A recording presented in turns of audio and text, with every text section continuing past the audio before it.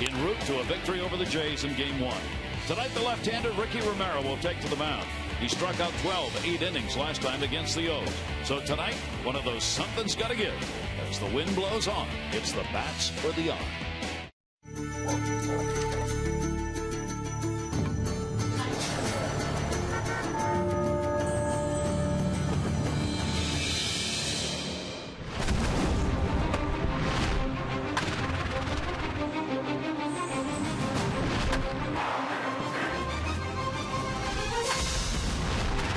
It's the Orioles on Masson, and after losing all kinds of games here in Toronto, the Orioles have won the last 2, and they'll try and make it 3 in a row here in Blue Jay land tonight as the Orioles and Jays play the middle game of this 3-game set. For the Orioles last night, most runs on the season. They picked up 12 extra base hits and home runs galore.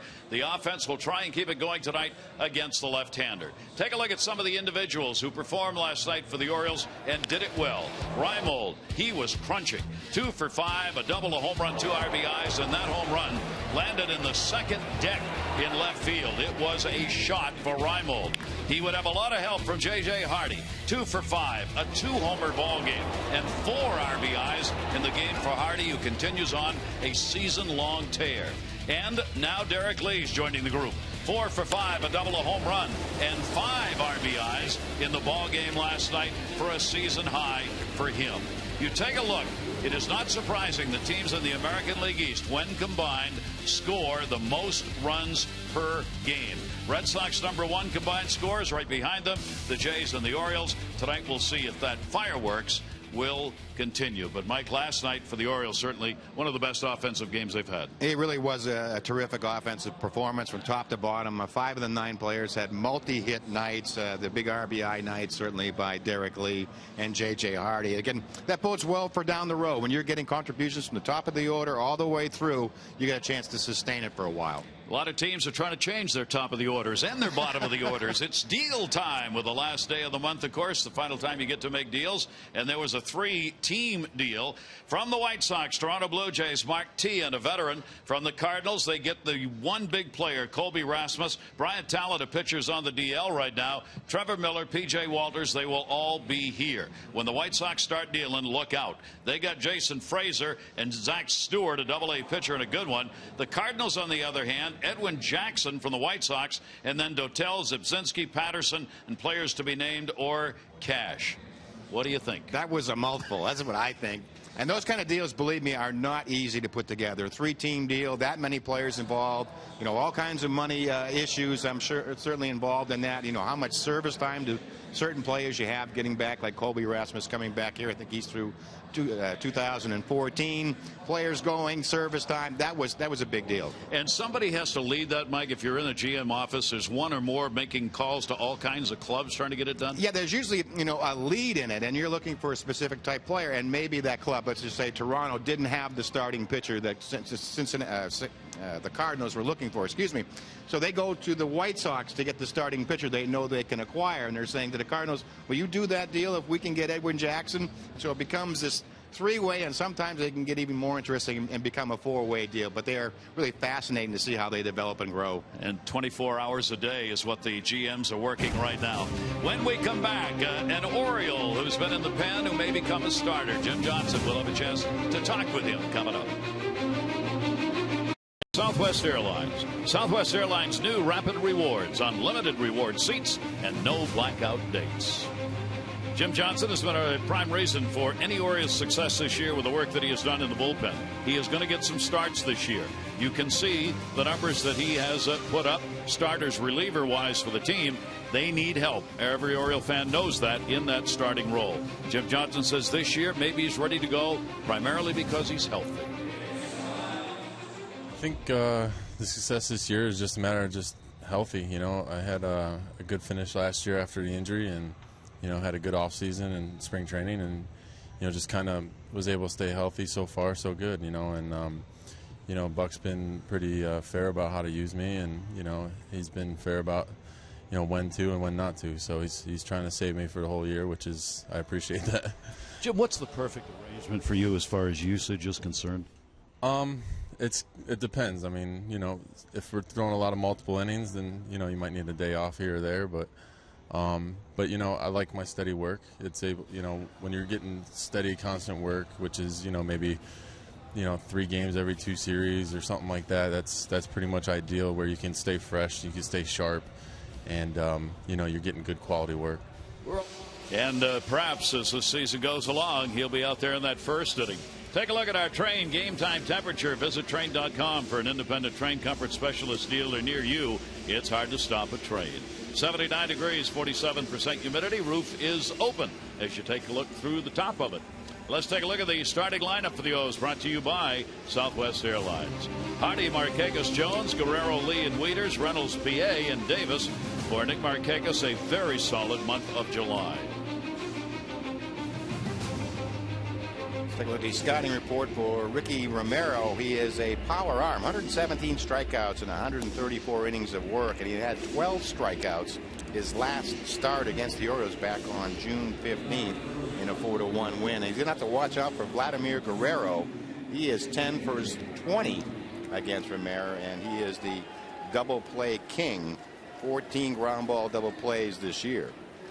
So tonight's scouting report is brought to you by AFCIA. Visit AFCIA.org, the Association for IT Pros. This is a very tough left-hander.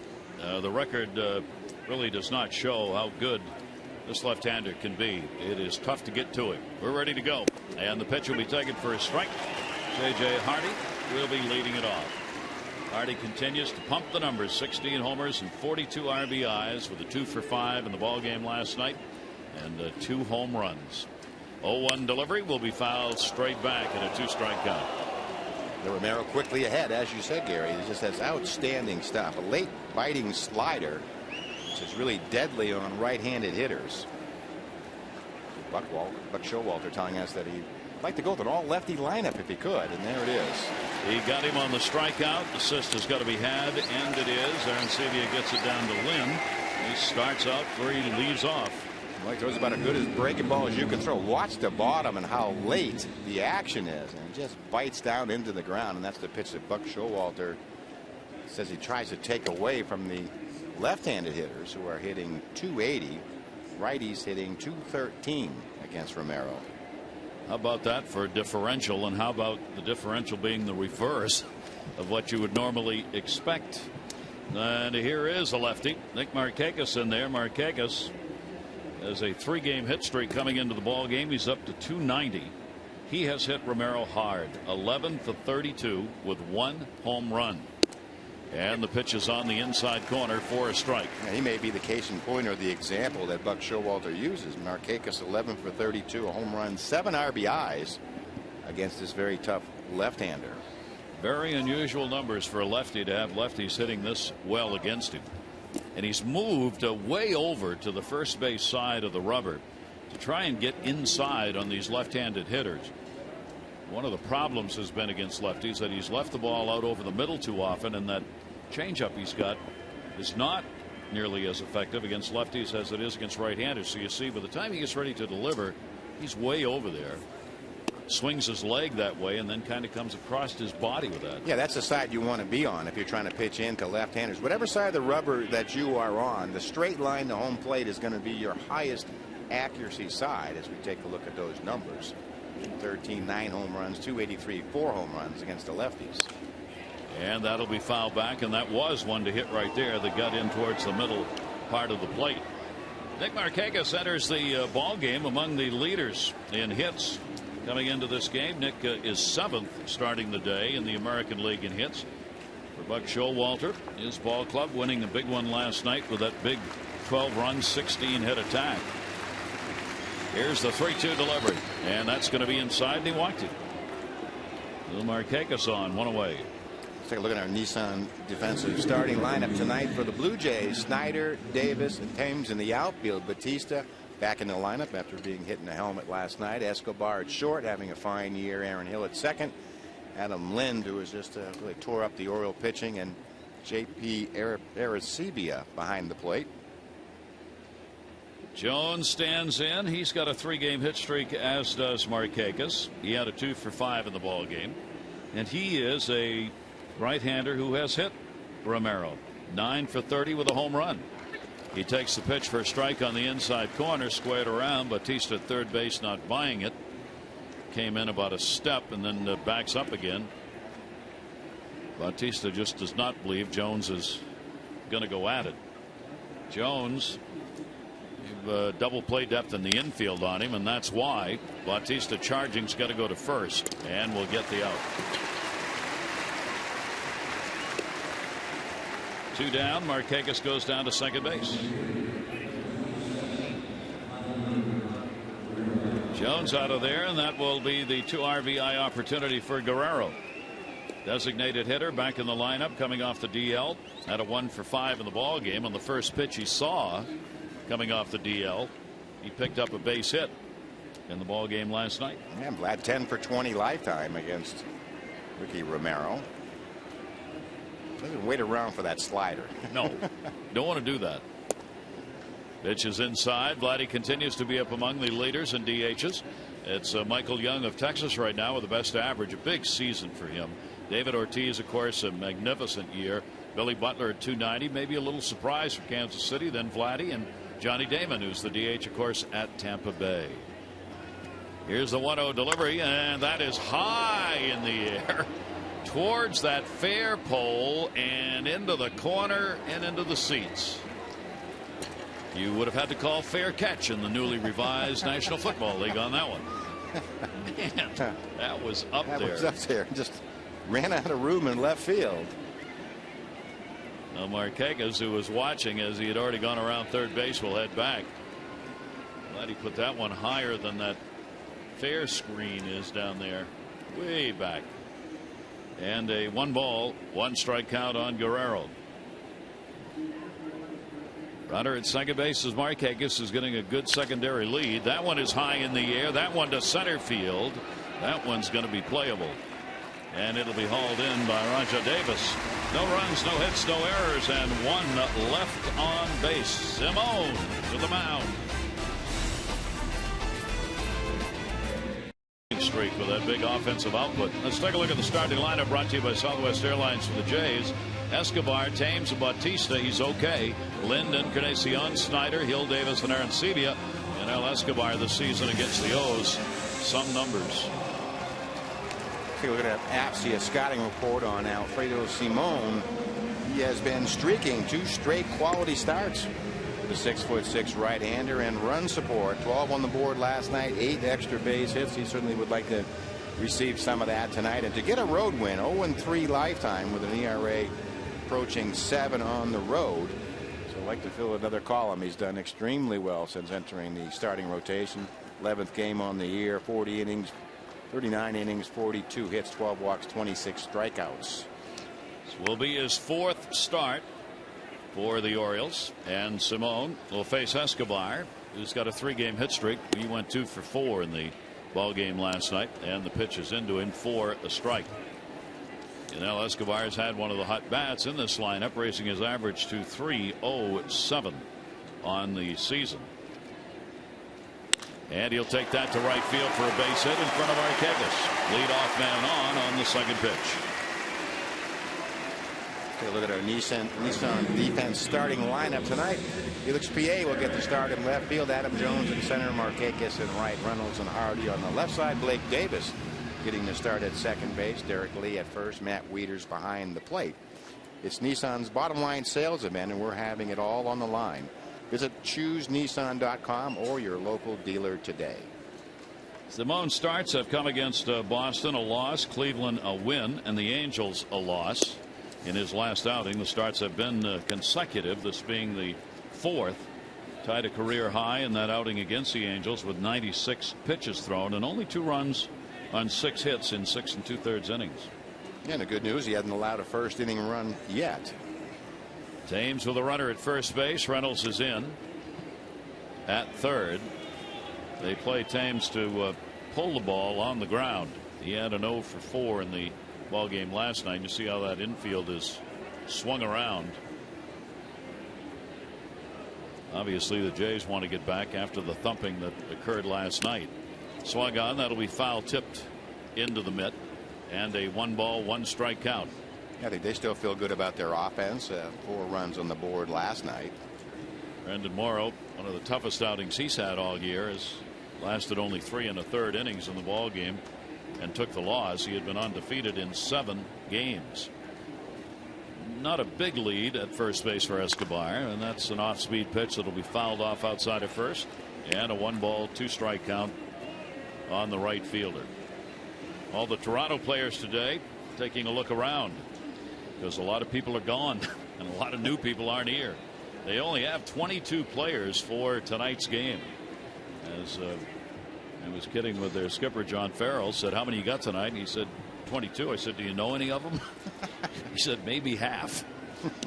Here's the 1-2 delivery. Conceivably, they could actually have players show up during this game tonight. There are a couple of planes that are going to be landing here in Toronto. Colby Rasmus, really the big player in the deal, is going to be their center fielder and probably their number 2 hitter starting tomorrow. Is supposed to arrive at 8 o'clock. The question is whether or not he can get through customs fast enough and get to the ballpark to actually put on a uniform and be ready to play. 2-2 count. Thames will chop that one. Simone's got to go to first, and he'll get it over to Lee. Escobar will move down to second base.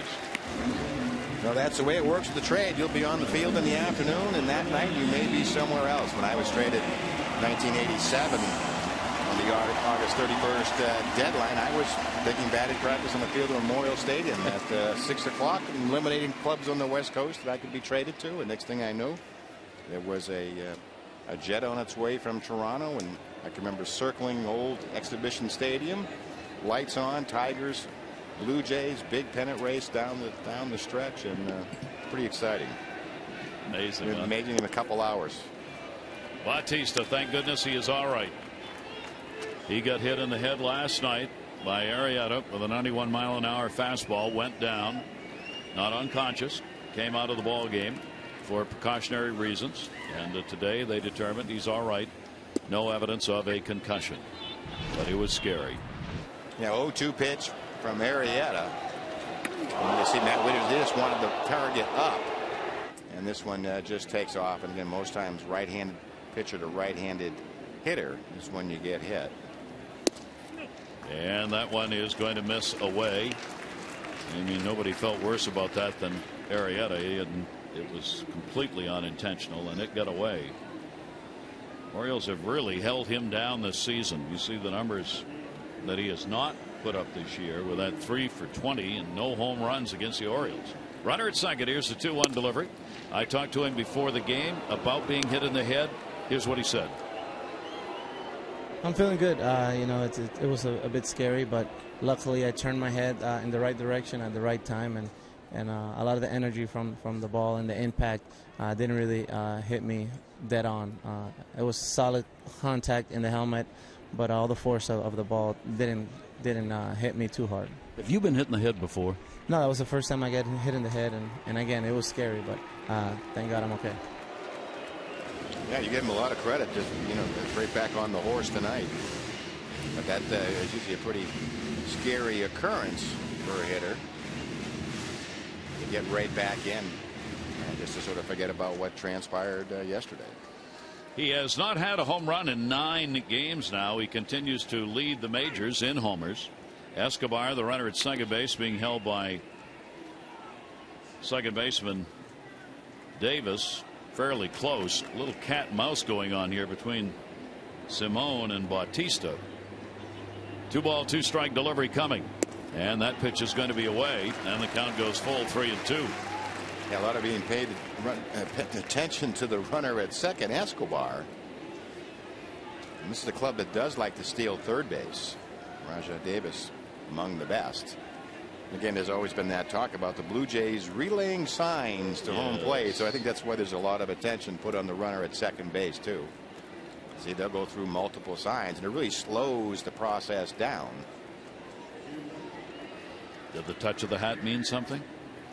Could be. 3-2 delivery on the way. Bautista will take it into left field. It is a base hit. Escobar will make the turn. Pierre drops the ball, but there'll be no advance. Bautista had already stopped running after he made the turn when the ball was dropped. RBI base hit for Bautista and a 1-0 Jays lead. First time out in left field for Felix Pierre in a while. He just loses the grip on this play. Looked like there may have been a play at the plate, just out of the reach of J.J. Hardy. And charging Felix Piet, and the ball just drops the ball and fans on it as Escobar scores from second. So Bautista delivers. Piet eliminating any chance, obviously, with the ball slipping out. Bautista will pick up RBI number 71 on the year. And here's Lynn. And Lynn will take the pitch away for a ball. And for the Orioles, how do you get him out? Or even more importantly, how do you stop him hitting home runs? He has had a home run against the Orioles in 5 consecutive ball games against the O's. And he is just wearing out Oriole pitching. Bautista back to the bag. Yeah, single or a walk's a moral victory. Yeah, he's 11 for 22 this year. 11 for 22 with 6 home runs and 11 RBIs in the 7 games these teams have played. He'll take that one to left field. Piet coming and drops in front of it. So another base hit as Lind is on. Runners at first and second. 4 have come to the plate. 3 have hits. Let's take a look at his last pitch from Alfredo Simon. Target on the outside corner, up and out over the plate. 94, and Adam Lind just nice serve into left field.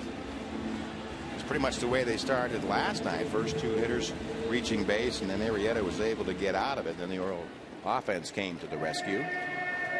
That'll bring up Encarnacion as Simon getting touched up here. The designated hitter with the 25 RBIs. He had a 1 for 4 in the ball game last night. The Orioles have held him to a 182 batting average this year. 2 on, 1 down. And the pitch will be inside and up high to him. Simon has not faced the Jays as a starter. His ERA against them in relief is 7.36. He's given up 6 earned runs in 7 1/3 innings of relief work in 5 appearances prior to tonight. Strike called by Bruce Streckman, the home plate umpire, on the inside corner. Well, Simon, at the age of 26, trying to fill in a lot of holes that Buck Showalter's had in that starting rotation this season. 1-1 delivery will be fouled off, and it'll go to 1-2. And Simon showing good stuff early. 95, 96 miles an hour with the fastball. Pretty good splitter. It's about 90 tonight. It's not a question of stuff. It really is a question of location. Encarnacion has faced him a couple of times and is 0 for 2. And there goes the bat all the way down to third. And Encarnacion missed the whole thing. And Reynolds throws the bat back in. And about what, 90 foul ball on the bat. Good call. Foul. Good call by Gary Darling. After last night in Atlanta, he didn't want to miss anything. So he called the bat foul. That was a long night behind the plate last night for Gary Darling. Crew chief working the game last night in that 12-4 win by the O's. The Orioles had 20 base runners in the ball game last night. 14 for the Jays. Here's the 1-2 delivery on the way, and that's going to miss inside. Well, Simon already up to 20 pitches thrown, and he's only gotten 1 out. Yeah, coming off of a career high 97 last time out, and just in the first inning. Encarnacion with a 2-ball 2-strike count. Bautista the lead runner, and Lind on at first base. 2-2 is swung out and missed. Simon gets the strikeout. 2 down. Yeah, looks like it may have been a backup slider. 2-2 pitch. Target is low and away, and you can see this kind of spins belt high in the middle of the plate. Catching a break there. I think it's more the difference in speed that allowed for the swing and miss, not the location. Travis Snyder, while the overall batting average is only .233, with runners in scoring position, he's hitting .326, and he's had 46 chances. Good off-speed delivery, had him way out in front. He was guessing red on that one and guessed wrong. Looking for that first pitch fastball. That's a good number. Simone checking Bautista. Tried to get the outside corner and did. That's a learning pitch about the strike zone right there. Maybe a little room in that outside corner tonight. That's really what the first inning is usually about. Find the expanse of that strike zone. Is it low? Is it high? Up or down? How's my breaking ball being called?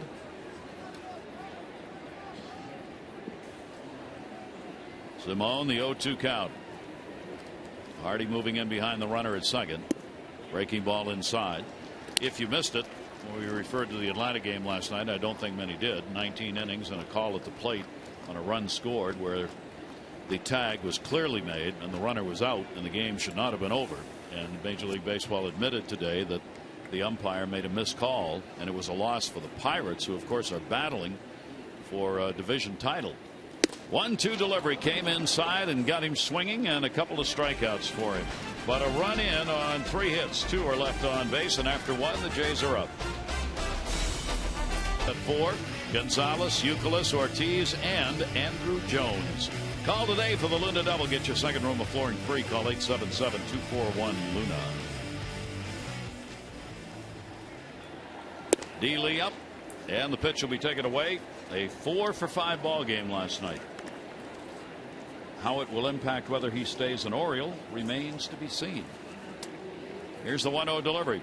Lee last night was just pounding, had a great night at the plate. Yeah, that he did. Since the All-Star break, 318 average for Derek Lee. Again, started off kind of quietly last night. Double, a couple of runs batted in the first time up.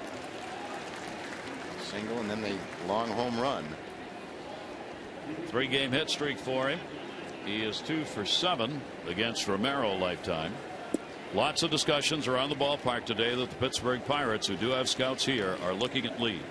They're going to make a drive for the postseason, and it seems to me that is a perfect fit for the Pirates. It gives them a National League guy, a leader, as good a glove at first base as they're going to get. Lyle Overbay has been playing there for the Pirates, but it's not been a good year for him. Yeah, and he certainly played well when he went through Pittsburgh. Had a great series. Well, the Pirates may have an interest. 3-2 delivery on the way, and that's going to be fouled back, and it will stay at 3-2. And this maybe there's a lot more energy in the swing of Derek Lee tonight. Players know, don't they? Oh, they can sense it. Believe me, they're watching that clock and that calendar. And to go to a contender. Sometimes you just wonder where. Yep. And he takes it up high. So Romero surrenders his second walk. He has walked 54 in 135 innings, striking out 118. So he's got about a 2-to-1 ratio, strikeouts to walks. Leadoff man on for the Orioles in the second inning. Matt Wieters. Matt had a 1-for-4 in the ball game last night. Wieters hitting .297 now off lefties and .251 off right-handers. Romero's fastball will be up high. Romero seems to be having a bit of a problem with the strike zone here. He's trying to find it. He's been in, out, up, down, all around it. Yeah, he had a no decision his last time out against Seattle. It's been kind of a wind drought, but he's still throwing the ball extremely well. That is going to miss, and that will send Aaron Sebia out to the mound to talk to Romero. For Romero, he's had a win, 2 losses, and 2 no decisions in his last 5 starts. This is the 3rd game against the Orioles this year.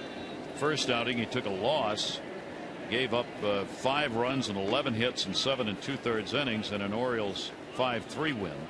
He won his last start on June 15.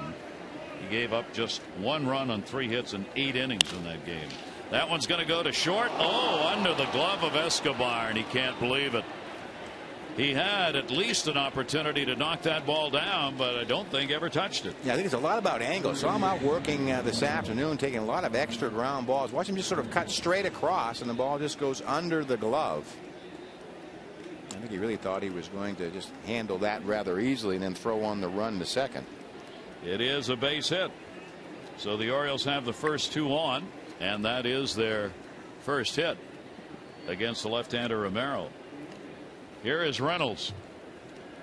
Mark with an RBI opportunity. He had a 1-for-4 in the ball game last night. and will take it inside for a ball. The Reynolds this year against the lefties, 203. He's only had 5 of his 21 home runs against left-handers.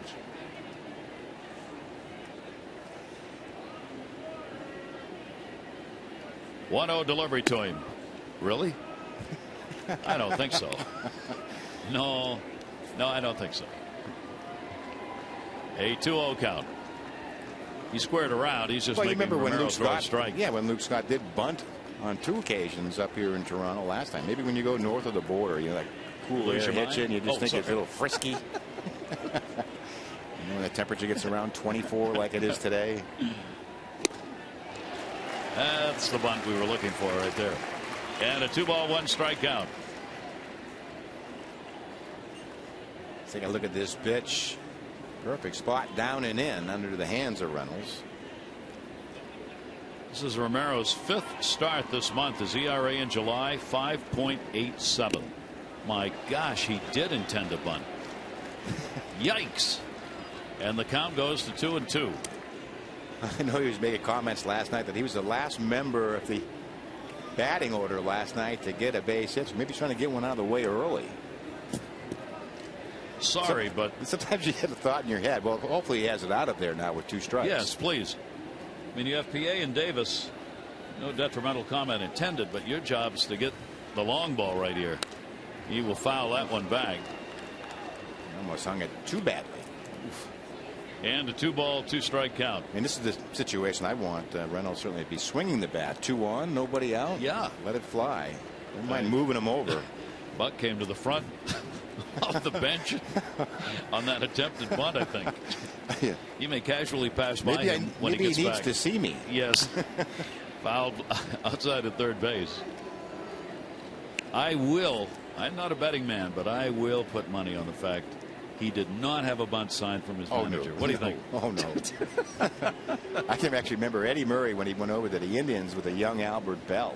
And there was runners like this on first and second. And Albert Bell, so the third baseman playing deep at third, and he laid it down. Eddie just jumped him and said, Albert, you are here to drive these people in. In the dirt, Aaron Sebia in a cloud of dust finds the ball, and a 3-ball 2 strike count.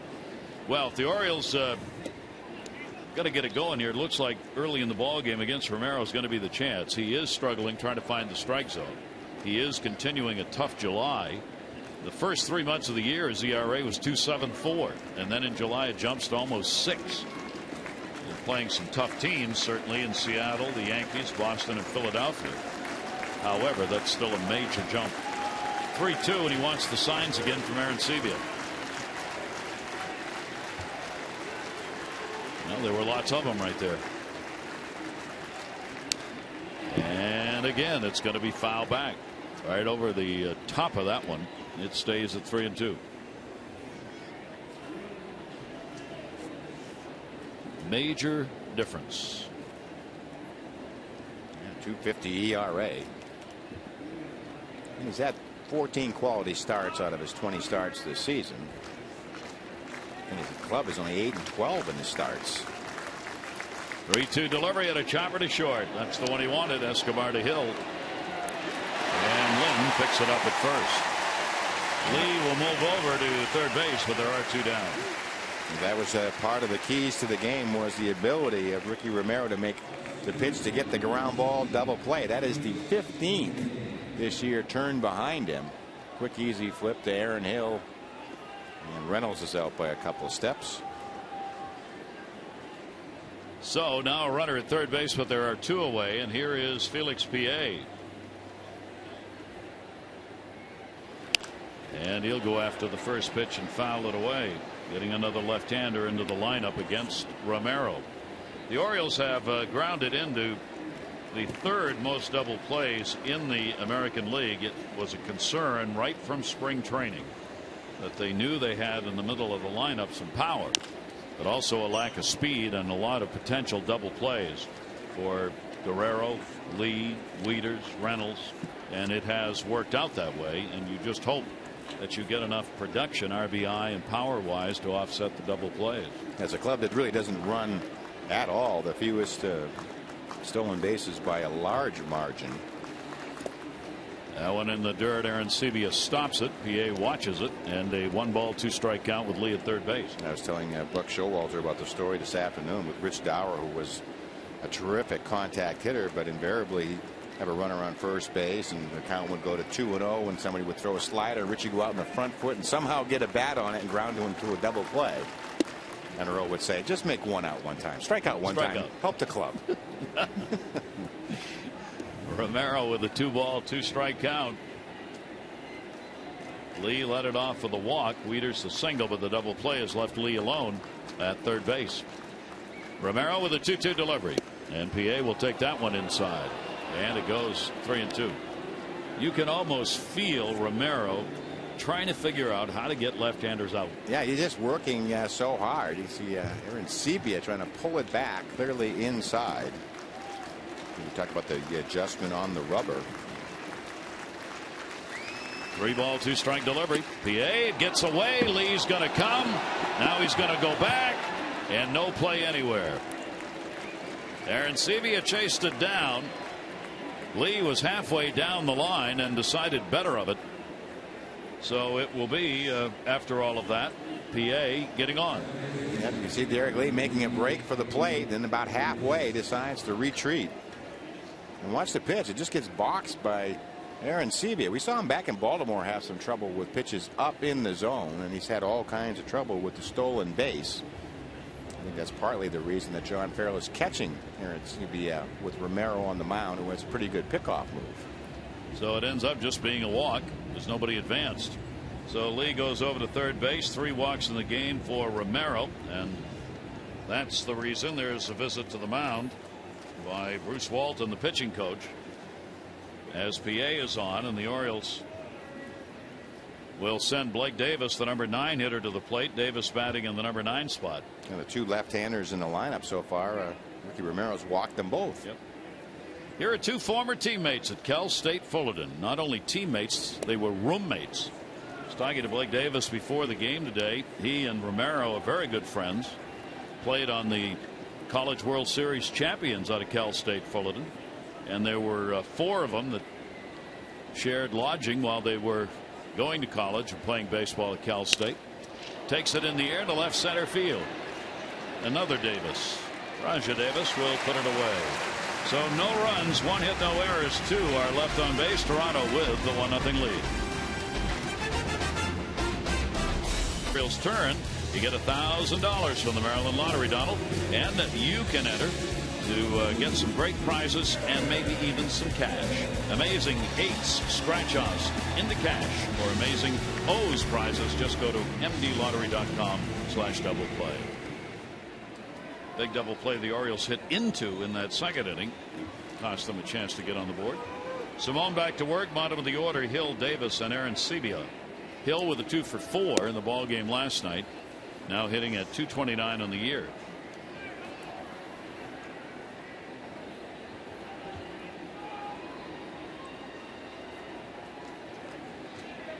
.1-0 delivery to him, and a strike on the inside corner. Hill is another Oriole home record. .393 this year with 2 homers and 4 RBIs. .293.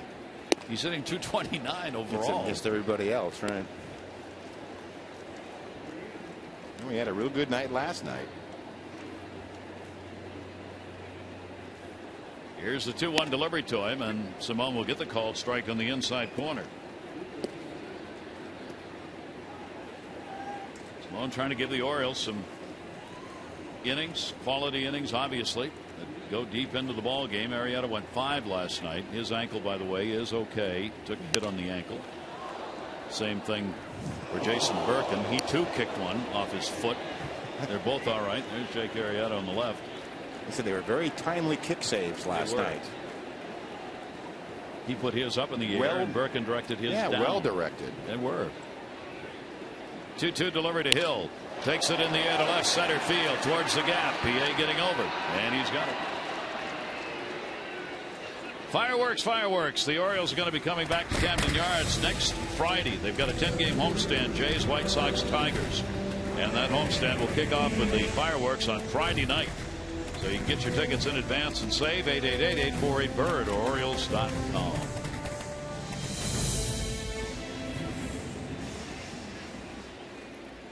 Rajah Davis coming to the plate, the speedster, hitting at .238, getting the start in center field. Corey Patterson, of course, traded today, part of the three-team deal. Colby Rasmus is really the big player that the Jays have picked up. He will be starting in center field as soon as he gets here, tomorrow probably, and will be batting probably number 2 in the lineup. In the air, Davis saying, how about me, how about me? It is deep, and it is foul. Not by much. And Davis not in the lineup last night. Those pitchers are always happy when they just go foul. And it's just a strike, a long strike. Colby Rasmus, whom they picked up, was a first round 28th overall selection in 05 St. Louis Cardinals. Good pitch by Simone, down and away. I was looking at his bio today. I did not realize he bested Bo Jackson's Alabama record for home runs in a single season. 24 he had when he played in Alabama. That ball's going to be a base hit. And now you got problems of speed.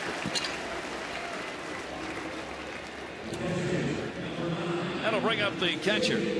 Aaron Sevilla is batting 9th. You take a look at Rookie of the Year candidates, and there are lots of them in the American League this year. Certainly Hellickson, Pineda have been outstanding pitching wise. Jordan Walden as a closer. Aaron Sevilla is there as far as the home runs and RBIs are concerned. Eric Hosmer, Kansas City. Mark Trumbo with the Angels. Those are individuals who are going to get consideration. That's some pretty deserving candidates among that list. A lot of the youthful faces coming into the major leagues. Aaron Sevilla in the Grand Slam, he hit back in Baltimore. Very good low ball hitter. Aaron Sevilla has not laid down a sacrifice this year.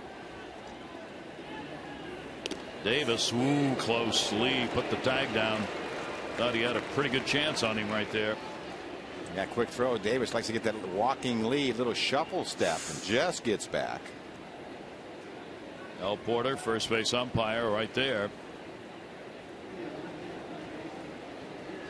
Davis challenging as he puts that 1 foot on the carpet. One down, and the pitch will be foul tipped off Wieters, and a 1-strike count on Aaron Sevilla. Last year, Davis 50 stolen bases, caught just 11 times with Oakland. He is among the leaders in the American League, third with 29 stolen bases. Brett Gardner has 31 starting the day, and Elvis Andrus 30, and then Davis, and then Ellsbury's only 1 behind him, and Crisp was only 1 behind him, and Suzuki's only 1 behind him. They're all separated by 1 stolen base, the top 6. Ooh, another very close play. That's something John Farrell has talked about. He's put a lot of the speed down at the bottom of the order. That doesn't include J.P. Aaron Sevilla on deck, the catcher, but Aaron Hill's got 13 stolen bases, and Rajai Davis has 29. So when they hit him at the top of the order, and they'd steal second, they just walk Batista. So I moved him down the bottom of the order. Not a bad idea. Almost to the point of Alfredo Simon, we just hold the ball and let Davis maybe take one more step. He's got a chance to pick him off. Davis about as big a lead as he's going to get. Tony Lavallo, the first base coach, talking to him there, keeping the stopwatch on the delivery time, but he's not shortened his lead. If anything, he's another quarter step. Well, what you can see is the lean, to get a foot out on the carpet. I mean, that is the barometer for telling if a runner has a good lead, but you can see the lean is towards second base, not leaning back towards first. Quick snap throw on the elbow, tagged by Derek Lee. It is a truism. Speed slows the game down. There he goes. That's going to be down the line, and that will be foul. So all that for a foul ball, and back you go. And still 0-2. Talking about Aaron Sevilla's numbers among the rookies. Those walks, 22, tied for first. Second in RBIs, 42, and home runs, 15. Second in extra base hits among rookies with 28. So those are the numbers that will get him consideration if they stay up among those rankings. 0-2 count. Davis not going. Aaron Sevilla will foul it back. Davis, obviously, he's on his own here. When he goes is up to him. He's got a green light to steal.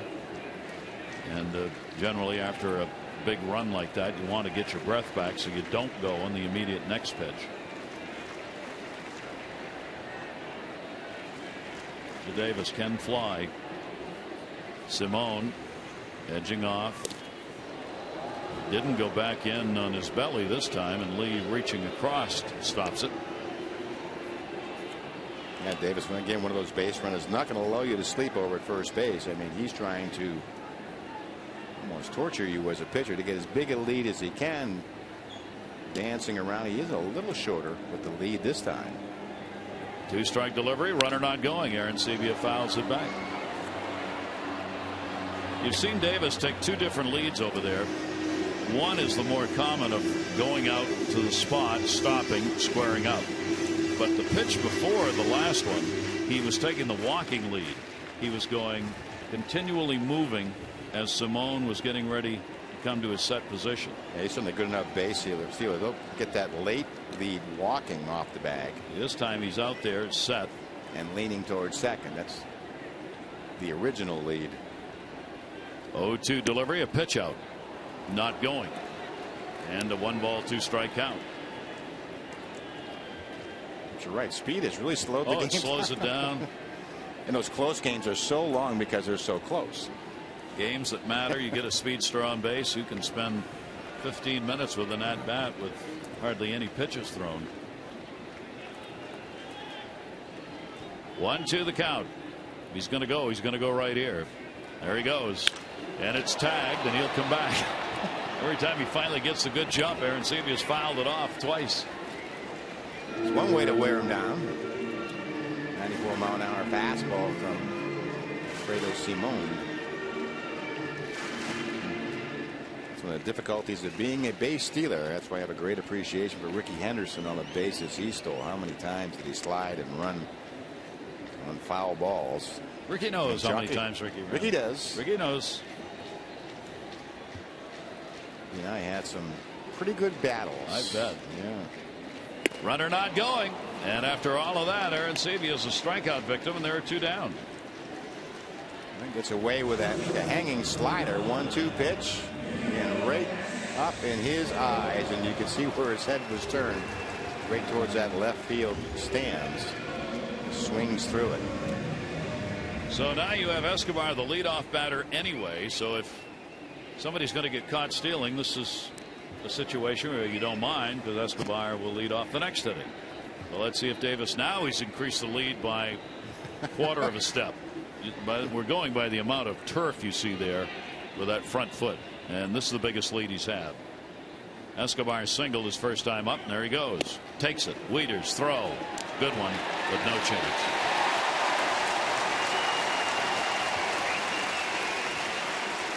Yeah, he had the biggest lead yet. He's looking back at home plate. He really steals this off of Simone. Not much Wieters can do with that jump. So he gets into scoring position, and if you don't keep an eye on him, he will go to third. Although you don't want to take the bat out of Escobar's hand here. He'll go over the signs. Wieters going out. Well, that's the thing. Davis has been doing a lot of running, a lot of stealing of third base. Sometimes it can create problems because it does take you out of your normal defense. You can see Blake Davis at second. He's going to try to keep him close, and it makes Reynolds at third stay closer to the bag too with the threat of that steal.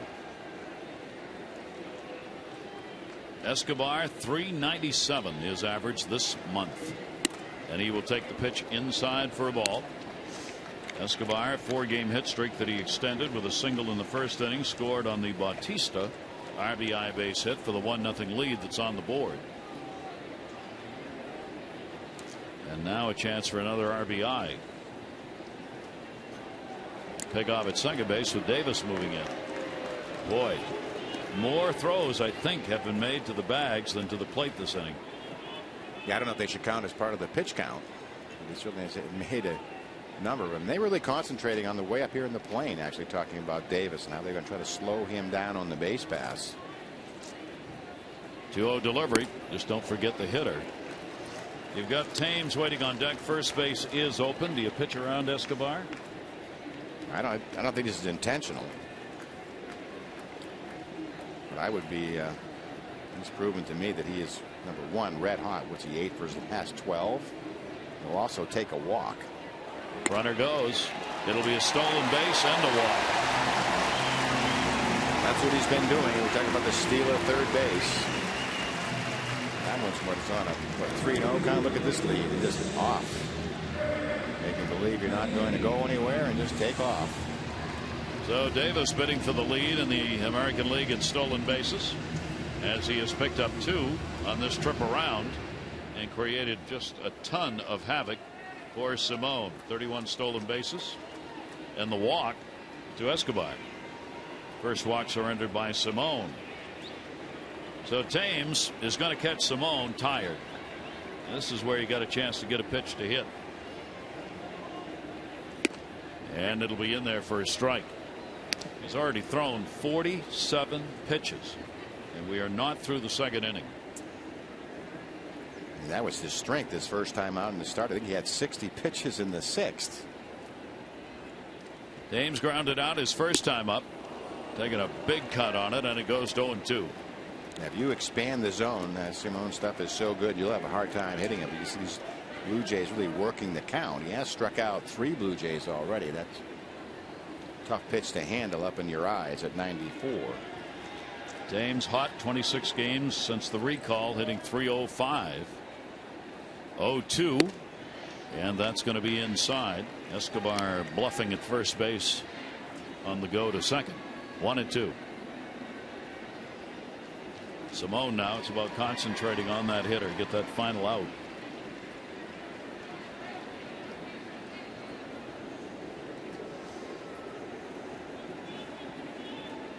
Thames with a 1-2, and he's going to take it to right field for a base hit. Davis will score, and it is a 2-0 lead.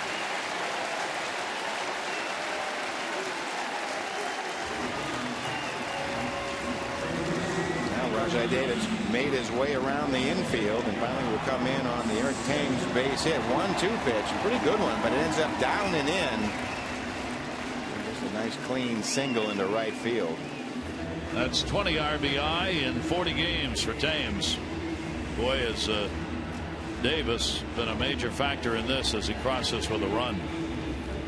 Now a little blow here at the mound as Rick Adair goes out to have a talk with Simone. Yeah, just an inning and 2/3 in the books and already 50 pitches thrown. And it's not a real poor ball strike ratio. They're just falling off a lot of pitches, falling off a lot of good pitches. He's thrown 18 balls out of the 50 pitches. And that will bring up Bautista. RBI single for Bautista. Talked about the fact he has not homered in the last 9 ball games, but still continues to lead the majors in home runs with 31, leads the majors in walks with 81, leads the majors in on base percentage and in slugging. 2 down. I asked him before the game today, where do you think you should play on this team? And he said right field is where I give the most to the ball club. And he talked about his arm and the arms of outfielders, which he thinks is one of the most underrated aspects of outfield play and how much it means. The Orioles are aware of that when you have Jones and Markakis and the number of plays they've made at the plate. Bautista says it often doesn't get the credit it deserves. He says in close games on clubs that are battling for postseason play, those are big plays in important games. And he said, I take great pride in that in the outfield. He will pop that one up at the plate. Wieters has it in foul territory. So only 1 run in after all of that, but a run on a couple of hits with a couple left on. 2-0 Jays. Limited reserve seats and no blackout dates. And by the Smurfs. J.J. Hardy, and that will be a strike on the outside corner. Hardy, a strikeout victim, his first time up. 2-0 lead as we go to the 3rd inning. Hardy has really enjoyed playing against the Jays, at least so far this year. A .400 average and 4 home runs against Toronto. The Orioles trying to even up the season series, as the Jays have won 4 of the 7 games these two teams have played so far. And that will be down to third. Bautista in foul territory. Yes. For the Orioles, they're trying to overcome what was also a problem last year, and that's left-handed starters. You see the record against them last year and this year headed in that same direction. Batting average considerably higher this year, and the runs per game is up by 1. That's a big jump, but it's not been enough for the Orioles to put the wins up against the left-handed starters. No, and when you think about it, they went out and got J.J. Hardy. He's gone. Looks like Romero saved his best pitches for J.J. Hardy. First time in around, an outstanding breaking ball. This time 0-2 pitch, trying to paint that inside corner, and he does. But you know, the Orioles added J.J. Hardy, added Mark Reynolds, who has had a good history of hitting left-handed pitching. Vladimir Guerrero, good history of hitting left-handers, and hasn't really shown up in the stats. You know, the win-loss record against those lefties. Mark Reynolds against the left-handers hitting just .203. Hardy hitting at .258 against the lefties, and Guerrero .269. Marquez will foul that one off. Boy, Nick has really rebounded. There's Vladdy, who's actually hit much better against the righties. Say much better. It's about 15 points higher against righties and lefties. Marquez started out against the lefties really struggling around the 220 mark. He's up to 281 against left-handers now. That one he got jammed on. Romero will get over to cover and will take the underhand toss from Lynn. 2 down. And our league leaderboard brought to you by Hollywood Casino at Charlestown Races. Action-packed table games, red hot slots await at Hollywood Casino at Charlestown Races. Take a look. RBI since the All-Star break. Curtis Granderson continues strong. Cruz. How about Hideki Matsui with Oakland? Then Adam Jones and Derek Lee, both with 11. 5 others as well. Lee 5 RBIs in last night's game. Didn't hurt that number. Jones grounded out his first time up.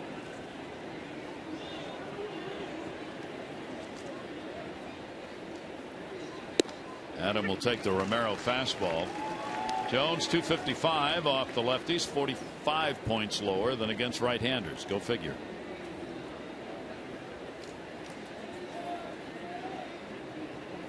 Oh, 1 jammed him, foul tipped. I really think the go figure, Mike, is the left-hander changeups that are down and away to him. That's usually the cause. I mean, the left-handers pitchers, certainly the right-handed hitters that take the power away, they're able to pitch, you're right, away to the outside part of the plate. You usually have something like that slider that Romero has to keep you honest in.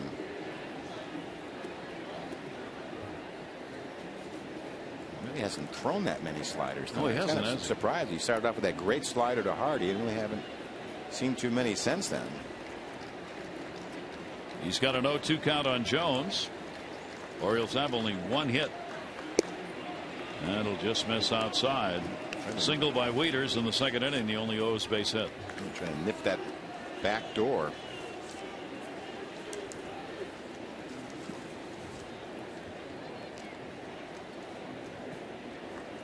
And the 1-2 delivery, and Jones to second, and that's a base hit. That'll go into the gap. Davis over to get it. Jones going to make a turn. He'll go to second base easily with a stand-up double with 2 down in the third inning. 18th double of the year for Adam Jones. And how hard is this ball hit that an infielder dives for it, and then it splits the outfielders? And watch this ball. It is just smoked by Adam Jones. Right by Aaron Hill, and again hit hard enough to just about get by the outfielders. Adam gets himself in scoring position with 2 down for Vladimir Guerrero. Jones had 25 doubles last season and probably is going to set a new, is his high. He's got a real shot at breaking that. Jones on at second base. Orioles with 2 hits. Romero working to Guerrero. Vladdy flied out to center field his first time up.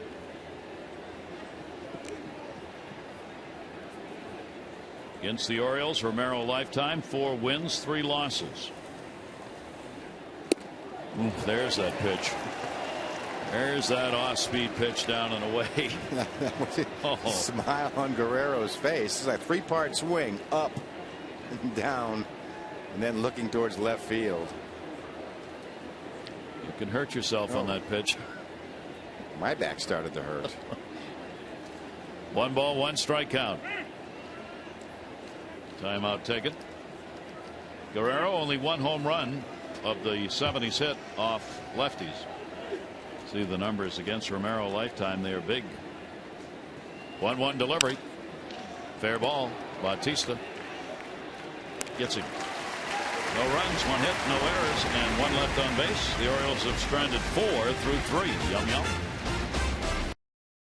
Weaver of the Angels defeated the Indians 8-0 with a 1-2-8 in his last 12.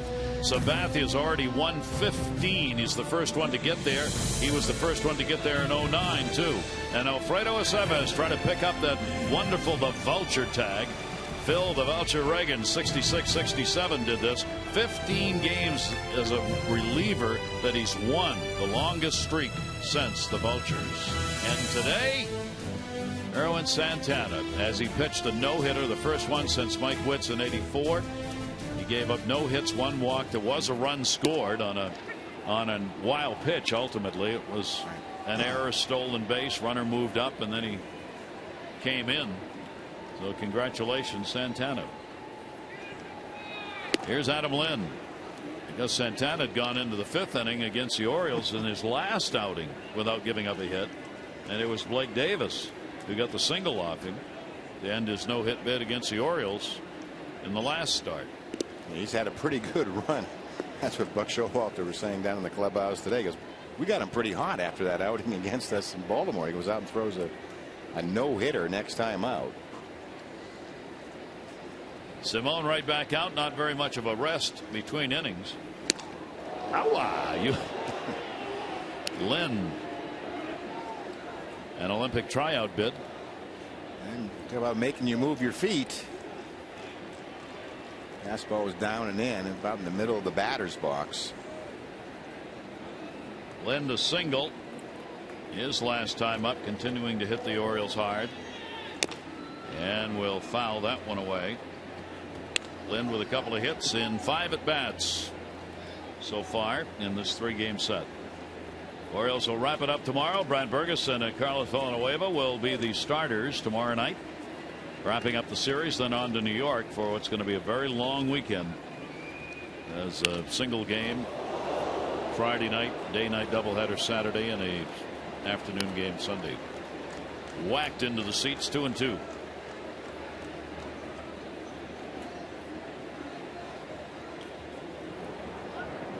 Certainly send our best to Brad Bergeson's wife.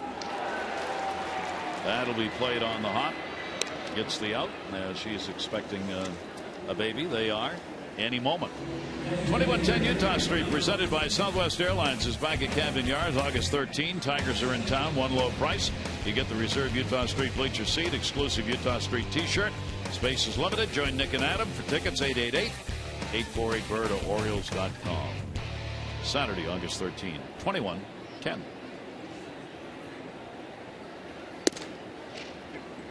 So Bergie's kind of just hanging around the cell phone. He's been very antsy the last couple of days. Watching him out the ballpark. He's out here 12 and 1 o'clock in the afternoon. You're right. Seems like he's scampering all over the field. A lot of nervous energy. Well, he's going to lose all of that in a hurry. Just for the next couple of years. That's right. Yeah. 1 ball, 1 strike count. That has further not created problems, but required some consideration of who's going to pitch in that Yankee series. And because if for some reason tomorrow Brad Bergeson had to go home on maternity leave, then paternity leave, then that'd have to be another change. So the Orioles have just held back on what the rotation is going to be officially in New York. Jones picks that one up. Encarnacion retired, and there are 2 away. And I believe it's a mandatory, I think, 3-day list that you would go on. So some of the many, as Buck says, balls in the air. You know. Yep. And you have to stay on that for 3 days. That's the rule.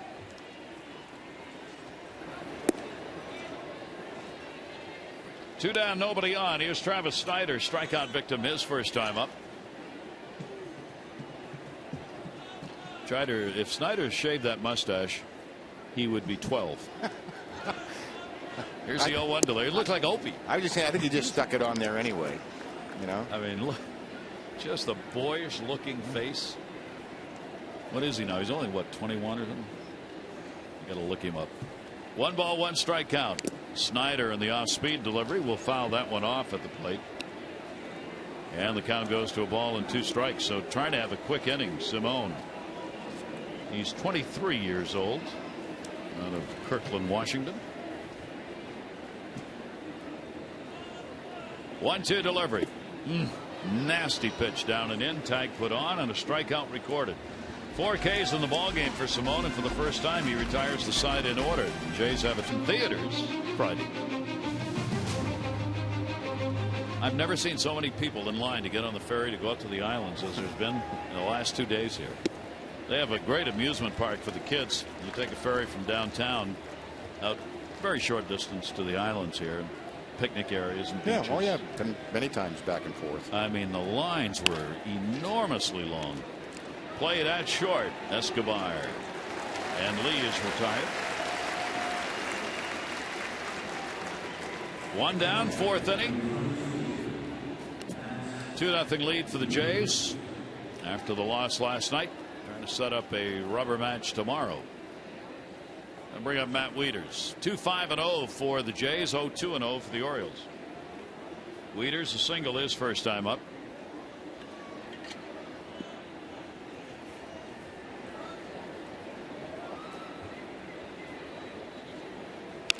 Off the fist. Jays 51 and 52. They have been the quintessential 500 ball club most of the season. They're 1 game under 500 at home, 500 on the road, 1 game under 500 overall. Bautista's been anything but 500. He's been about 1,000. I said they're about the middle of the pack in pitching, about middle of the pack in defense, about in the middle of the pack in offense. Yep. You know, just right around that 500 mark. That was a lot of talk around the ball club today when we talked to some of the Blue Jay personnel. That's where they felt they were just kind of meandering along at that 500 level. So some players got moved today. I mean, they're out of it. 13 games out, barring a miraculous final couple of months. They're not going to make it. It's going to be Boston, New York again. First year skipper John Farrell finding out how tough it can be. Some of these games, especially like tonight when you only got 22 players. He's actually had a couple of games this year, he told me, where he's had 19 players available for a ball game. Romero starting to heat up here. That's the 3rd strikeout that he's had. Tonight's game flow is brought to you by Captain Morgan. Win a VIP baseball experience presented by Captain Morgan. Go to www.orioles/captain. Ahoy, mate. This one has been about some key hits. Bautista, an RBI single in the 1st inning, and the RBI by Thames in the 2nd. That's a perfectly positioned defensive second baseman, Hill. He got it over there in a very quick inning, and Romero may be settling in. Jays have a 2-0 lead.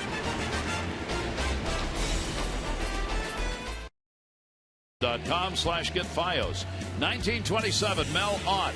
First home run of 511 inside the park, the only inside the park he would ever have. Jim Bunning, Sandy Koufax battle, 11 innings in 66, 1-1 before they came out. And in 87, Salt Lake Trappers lost a ball game by a score of 7-5, ending a professional record-winning streak of 29 consecutive games held by the Salt Lake City Trappers. Here is Aaron Hill. He flied out his first time out, and he's going to do it again. Jones is there. Hill's retired, 1 down. All of a sudden the game's starting to settle in. We're worried about certainly the pitch count by Alfredo Simon. That's number 70, but a sudden, both sides, both pitchers seem to be settling in. Romero's got 3 walks, 3 strikeouts, retiring the side in order in the last inning. Simone has now retired 5 in a row. Davis, the man who created all the havoc after he picked up a single and scored in the 2nd inning, stealing a couple of bases along the way. We're talking about the Trappers in that 29 consecutive games as a win streak. We should mention that everything seemed to go on in baseball today. Seattle won. Seattle wins. Seattle wins. It ended a 17-game losing streak for Seattle. I think they were, what, maybe 1 game under? Well, they probably were. Their record going into today, 43-60, so 17 games. So they were about 500 when they went into that tailspin. All down the tube. Good pitch. Davis goes after it. He's a strikeout victim, and that's 5 for Simone. Yeah, trying to put the K pitch together. Drops down. Pretty good pitch. 1-2 pitch to Davis. Gets him to expand the strike zone. His strikeout high is 6 for his career, 5 for this year. This is the 2nd time he's reached that mark. He had 5 strikeouts against Cleveland 2 starts ago. Arancibia, a strikeout victim. The catcher batting in the number 9 spot. Here's the 1-0 delivery to him. Inside will miss. 2-0. Send along our best wishes to Luke Scott. Operation yesterday successful on the shoulder. A little more damage than the MRI had shown, but they got it taken care of, and he's going to have a rehab of some months. I think that ball is going to leave the park. Way back, left field. Goodbye, home run.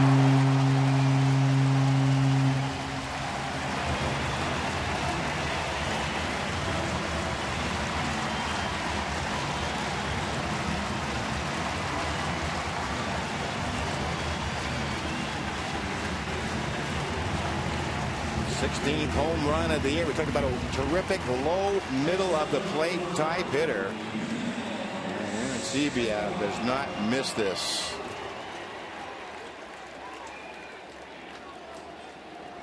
Only the 3rd home run surrendered by Simone this year, and the first one hit by a right-hander. Arancibia gets his 16th. He's in the Mark Reynolds tradition here, hitting .212 with 16 home runs and 43 RBIs. Yanel Escobar to the hole. Hardy. That will do it. But a swing of the bat by Arancibia has extended the lead to 3-0 for the Jays. And by Nissan. It's Nissan's bottom line sales event, and we're laying it on the line. Visit ChooseNissan.com or your local dealer today. Great to have you with us. Rogers Center here in Toronto, and the Jays now with a 3-0 lead as Romero's going after his 8th win of the season. Stake to the lead as we go to the 5th inning. Felix Piet leading it off. Piet drew a walk, 1 of 3 surrendered in the ball game by Romero. It'll be Davis and then Hardy coming up.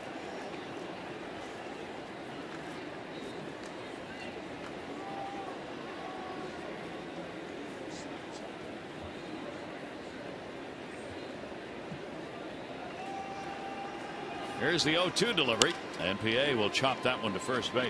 Lind. Good coverage by Romero to get the out. Gather up your group and enjoy Oriole Park's newest destination. It's the Miller Lite Flight Deck. One low price. You get a casual atmosphere, bar-like seating. Everyone in the group gets a food and beverage voucher you can use anywhere in the ballpark. You can get more information on the Miller Lite Flight Deck, 888-848-BIRD, or go to Orioles.com.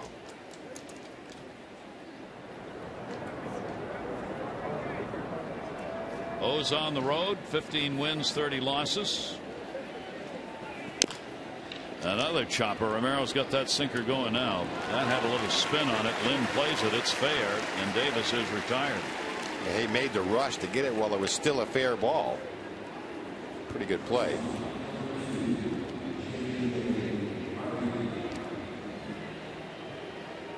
Both these pitchers settling in and getting outs. 6 in a row, retired now by Romero. Yeah, nothing out of the infield for Romero over those 6. Top of the order, here's Hardy. He has struck out twice. 2 of the 3 Ks for the left-hander. And that is in there for his strike.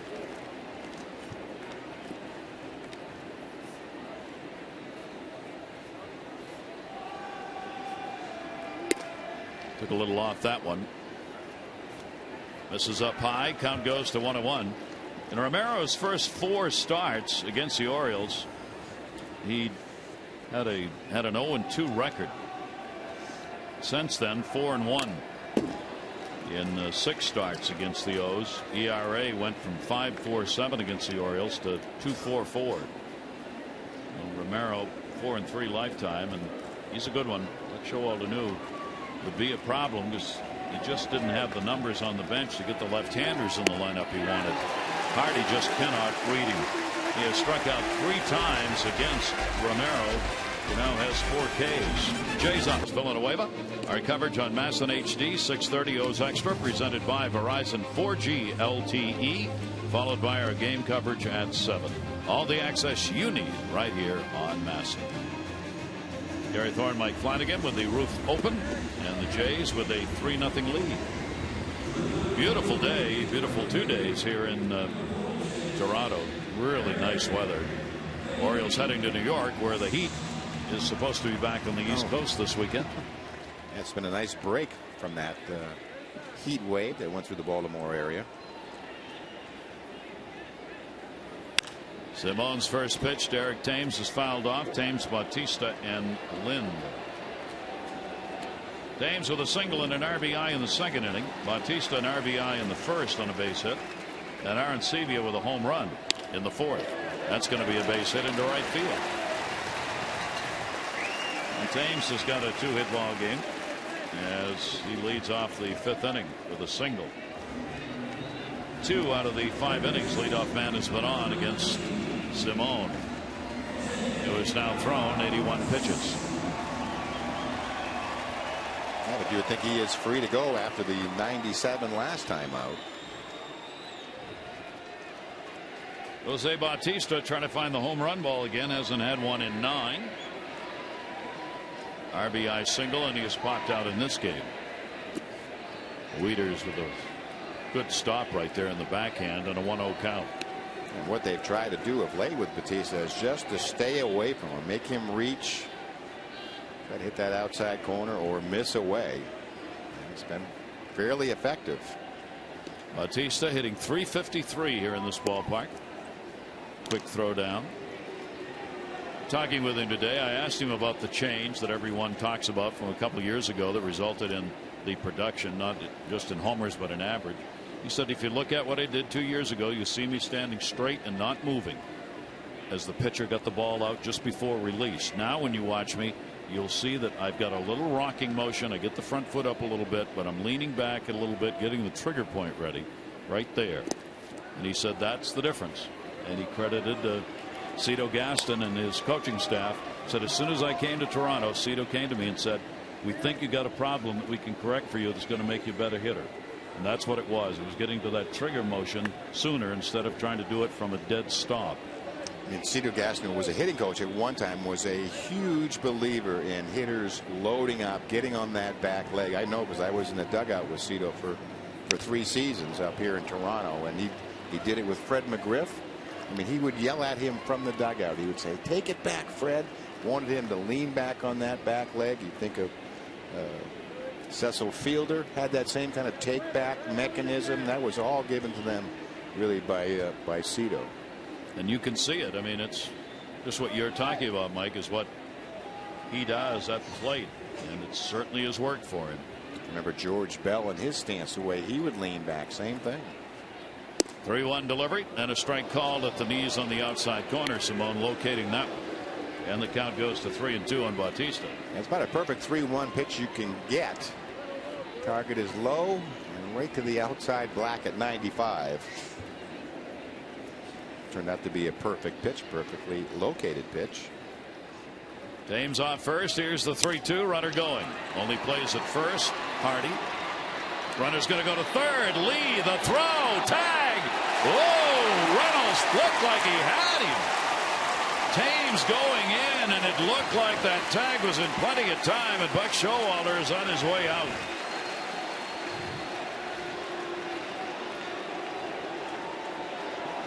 Crew chief Gary Darling at third base. He said, he just asked, how could you miss that? Just tell me why. Or how. The play is right in front of you. Let's take a look at the tag. Well, they just didn't. Plenty of time. Nice sweep tag by Reynolds. That's as bad as the call last night. I was just thinking the same thing. You know, nice lead, nice throw by Derek Lee. Showalter's hot. I was talking with Buck about the call in that Atlanta game last night that was wrong, and Major League Baseball admitted it today. And Buck said, further evidence of why we need video replay in baseball. And here's another reason. A nice accurate throw on the run, and look how far off the bag he is, right on the left arm. And everything about Reynolds' actions tell you he got him, because he makes the tag and then he shows the umpire the ball in the glove. I mean, that's just a missed call. I'm just not trying to get away with something. So one down, runner at third base. The intentional pass will be issued to Lynn, with Encarnacion waiting on deck. Buck was telling me that the managers were surveyed by Major League Baseball a while ago, and he said he talked to the person taking the survey, and the person said virtually every manager is in favor of having video replay, which is kind of surprising, but there's no reason not to have it. You get another umpire upstairs. The umpire sees the mistake. He beeps the guy in the field. It doesn't take any time. It's only for the obvious mistakes, and you get it right. Yeah, that's the whole thing. I talked about it often. Have somebody up here with a little red light, and if you see the replay and he's clearly out, just there's no argument. He's out. And if it's a disputed play of any kind, then the determination of the umpire upstairs, and you let it go, and the call on the field stands. Runners at first and third, one away. Encarnacion has struck out and flied out.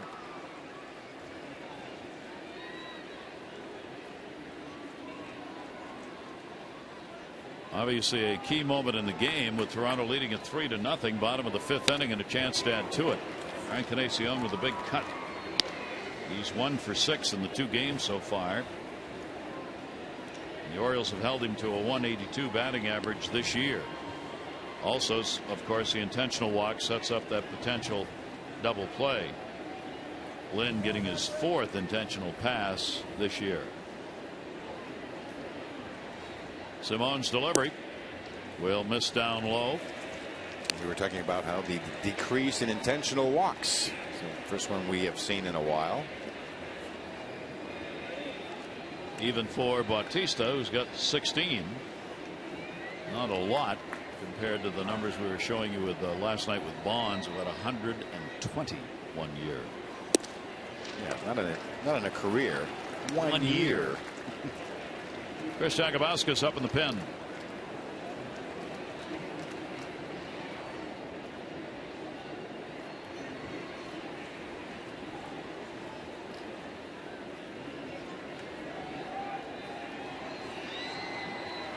Two ball, 1 strike count. Runners off first and third. Simone got it in. Just miss. Just missed the runner Thames, and just missed being fair. 2-2. Take a look at his 2-1 pitch from Alfredo Simone. Just fouled down the line. Well, the runner's back. Simone gets the count evened up. Encarnacion hitting just .227 with runners in scoring position this year. Why he has only 25 RBIs. 2-2 delivery, and he got him. Now Simone with a big strikeout, and there are 2 down. Yeah, following the intentional walk. Well handled by Simone. Again, Encarnacion has just swung through some pitches in this short series so far. So that equals his career strikeout high of 6 that he had against Tampa Bay in September of 08. Last start, this start. Pitch count up. Yeah, most of that pitch count accumulated in the first couple of innings. But we also talked about the first 4 hitters in this Blue Jay lineup. They've done all the damage, and all the strikeouts are from the 5th spot on down. That is consistent with the way the team has played all year. Travis Snyder has struck out twice, 1st and 3rd and 2 down. 4 have been left on by the Jays so far. Snyder got jammed and fouls it off. 4 have been left on by the Orioles. 3 in scoring position for the O's, 2 for the Jays.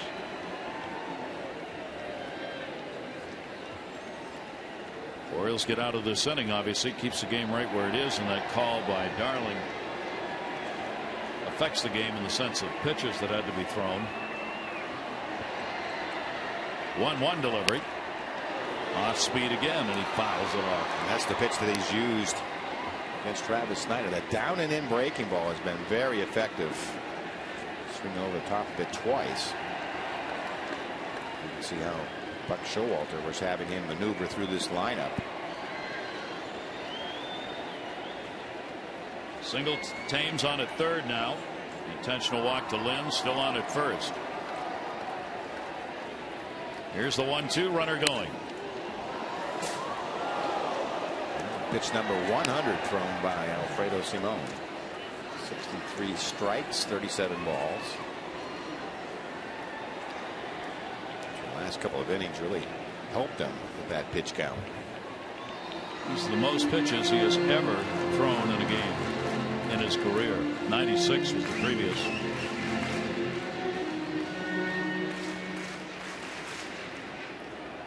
One ball, 2 strikes. Orioles still very much within shouting distance in this ball game. Here's the 1-2.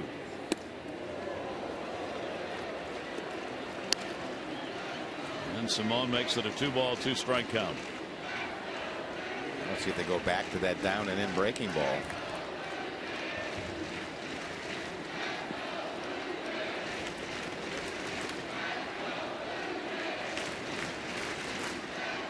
First start against the Jays. 2-2 delivery.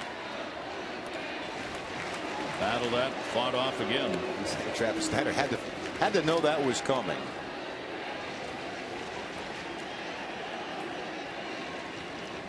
Perhaps just a question if you know where the weakness is in a hitter's swing, if you can just execute it.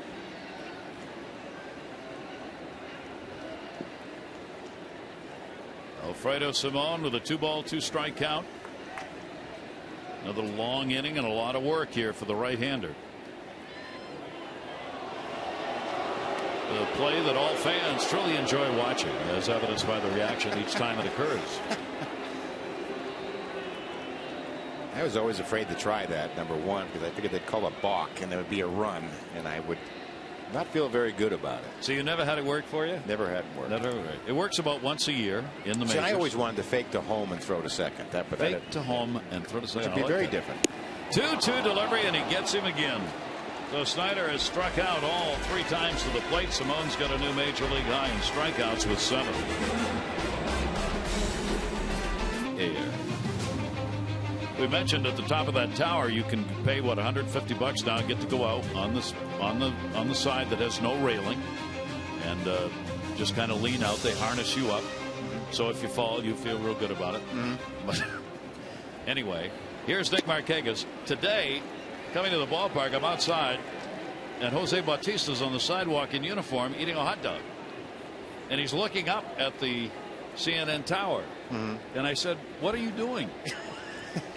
He said, I'm filming a commercial. I said, you got to be kidding. He said, no, TSN is here, the network.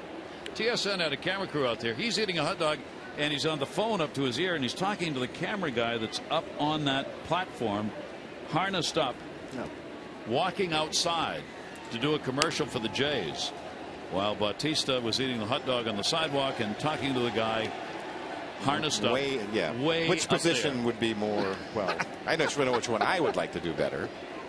So were you part of the commercial? Absolutely not. So the stranger walked by. Give me the stranger. They wouldn't give me a hot dog. We've been looking for a hot dog for 2 days. I asked him. I said, "How'd it go?" He said, "The hot dog was good." 1-2 delivery is grounded to short. Escobar will make the play. Marquez 0 for 2 and a walk in the game. One away in the 6th inning. Head over to Facebook.com/Masson Orioles right now and enter for your chance to win one of 30 Orioles autographed items that Masson's giving away all month long. Adam Jones with a double his last time up. He's 1 for 2. Adam now has a 4-game hit streak. He continues this outstanding month of July that he's had, closing in on that 300 average for the month with 5 home runs. Strike called on the inside corner. The Orioles putting up 4 home runs in the ball game last night, in which 6 were hit combined. The O's continue to be the leader in the majors in home runs hit since June 1st. They have really launched some homers. Unfortunately, they have also surrendered too many, and the wins have not been there. Orioles are 6-15 in the month of July, 11-10 for Toronto. And an outside corner strike that Adam doesn't agree with, walks away 1-2. He really hasn't thrown that many breaking balls. He seems like he's saved most of those for J.J. Hardy. Just 4 strikeouts. Again, he had 12 last time he faced the Orioles. Targets in. Somewhat of a backdoor breaking ball. Appeared to be off the corner. Romero at 78 pitches thrown. 1-2 delivery, and Jones will go to right, and that's going to fall in for a base hit. So Adams got a 2-hit ball game. Tune in to the Mid-Atlantic Sports Report tomorrow, 5:30. All the latest news from around the world of baseball.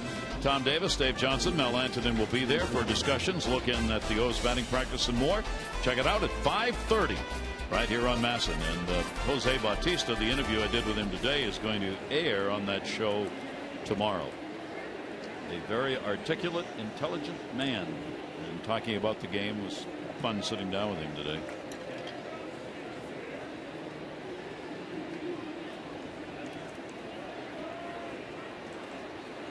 Vladimir Guerrero.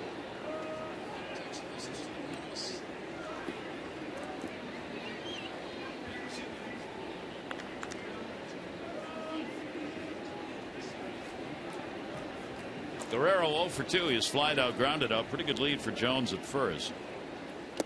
Vladdy will take the pitch down low. Count goes to 2-0. That close for the Orioles. They've only got 3 hits in the ball game, but they're only down 3-0. And as we have seen, the ball's flying out of here the way they are. Park that is right now 4th in most home runs hit in a major league yard this year. This is one where you can get right back into the game. 2-0 count. And that'll be into the seats, and it's 2-1. Number 82 thrown by Romero.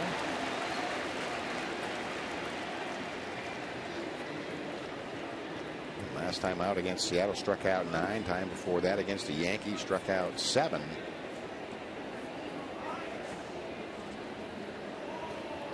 Two-one delivery on the way and grounded down to third base. Bautista relay.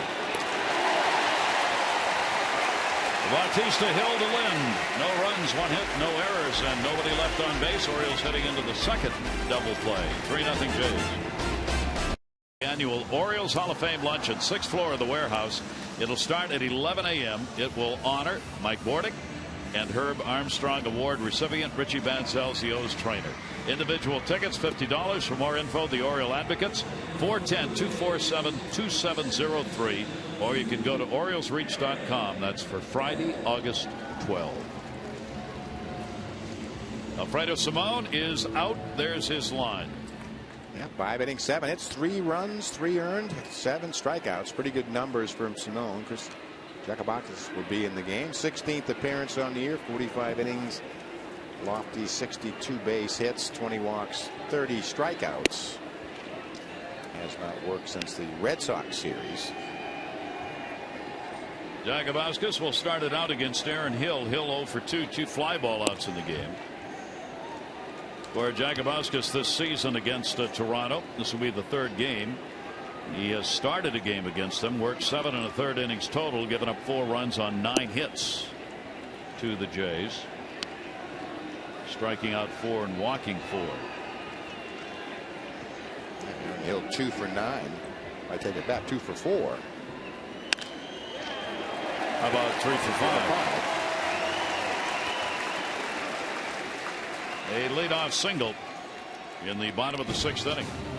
Suzuki game flow. Otto's all-wheel drive lineup. Suzuki, the power of engineering. First inning RBI Bautista. Second inning RBI by Thames. Home run in the 4th inning by Arancibia. I've accounted for the 3 runs. 3 runs, 8 hits for the Jays. 3-0 for the Orioles. Rajah Davis, a single, run scored. He has struck out. Runner goes, hit and run, foul back. So that's one new part of Aaron Hill's game. 13 out of 15, the stolen base department. Brian Butterfield at third base, going through the signs again. Hill may have been stealing, and Davis may have missed that and not taken a pitch. You would think a stolen base artist as himself would know when he's stealing or not. I guess the green light's on. So you have 3 runs. In at third base is Reynolds. And a 2-strike count.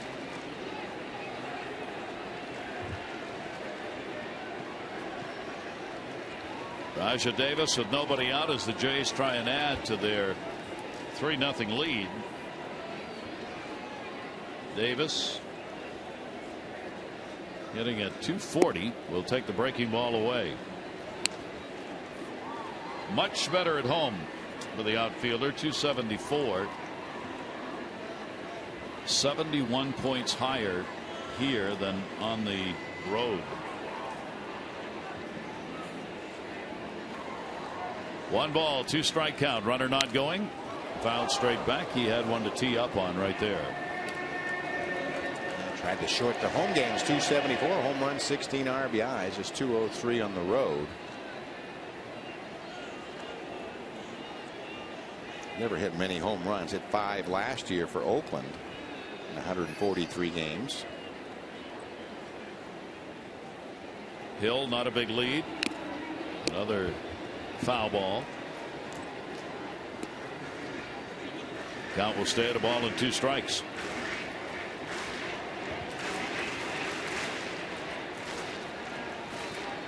Up to the bullpen now for the Orioles. Wieters looking over to the dugout. He gets the signs there to relay to the pitcher on whether to throw over to first, hold the ball, or step off. Got him to chase one away, and he just gets enough to foul it off. Look at his breaking ball. But ends up in the dirt, fouls it off the plate. Keep that at bat alive.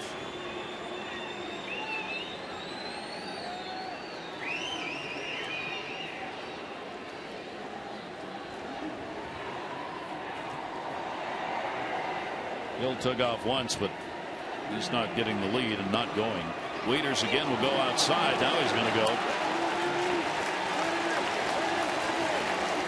I believe a wild pitch. It was in the dirt. Wieters partially stopped it. Let's take a look at the replay. Just gets under the glove of Wieters. Thought he had it in his glove. Thought he had it in the webbing. And Hill will get into scoring position. It is a wild pitch. So it puts a runner in scoring position. 2 ball, 2-strike count, nobody down. Rajah Davis with the outfield drawn in, and the pitch is going to be taken inside. And may have been crossed up there with a runner at second going through the signs. Wieters immediately headed out. Yeah, using multiple signs with a runner on second, just making sure we're on the same page. By that tap on the backside, I think he was saying sorry about that. Sorry. I don't know how you caught that last pitch. Don't know how you caught that. Glad you weren't hurt. I got it now. Oh, yeah, that's right. I remember now. That's the way it usually works.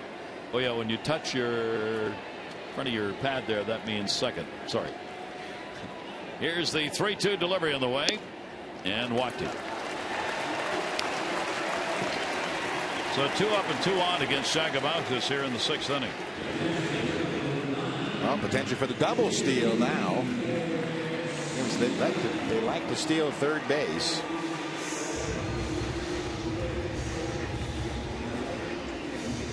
Buck Showalter was talking about a way to sort of combat the speed of Davis. He is sort of pinned behind Aaron Hill at the moment. One of the things you can do with the base stealers is watch the runner on first. So he's going to have his eye on the lead runner, Hill. I mean, he's so far off he can walk down to second if they can steal third. It's blocked. With Aaron Sebia up, who had a home run his last time up, his 16th, and he has struck out. The Orioles infield is playing him to pull. So Lee is way off first base. I mean, way off. And the lead taken to first by Davis. You can see as he walks it off here. Lee's trying to get instructions now. He moves in front of the runner, playing bunt. You see how big a lead there is at first. No bunt there. Aaron Sebia with a swing. We said he does not have a sacrifice this year. 1-1. Yeah, I was not falling for that as much as Mark Reynolds bunting earlier in the game. Aaron Sebia's all about the power. Now Lee backs up at first base. 1-1. Will miss down low.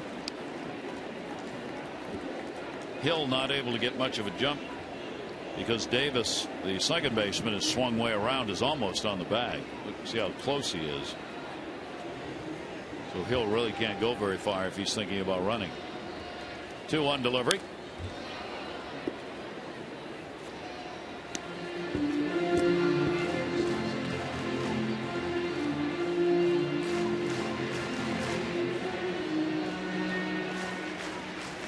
Jays keep threatening to blow this game open. They did it in the last inning when they left a couple on. Now they got the first 2 on here with the 3-0 lead.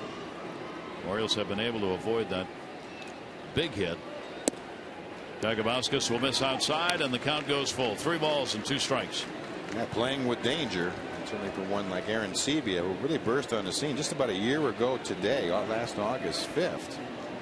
In his major league debut against Tampa Bay, became the first player in modern era to record 4 hits, including 2 home runs in his major league debut. Runners go, hit hard to center. Jones going back. The runners are going to have to go back. No chance to tag as Hill and Davis were both running. Aaron Sebia is out of there. Let's take a look at our PNC minor league report. Brought to you by PNC for the achiever in you. Jonathan Scope is the name. You see the combined stats for Delmarva and Frederick. Very good numbers. 9 home runs and 49 RBIs credited to him. And he's a name to be watched. That's one of the players the Orioles believe along the way is going to be able to make it to the major leagues. And so far this season, no reason to believe otherwise. Here's Yunel Escobar.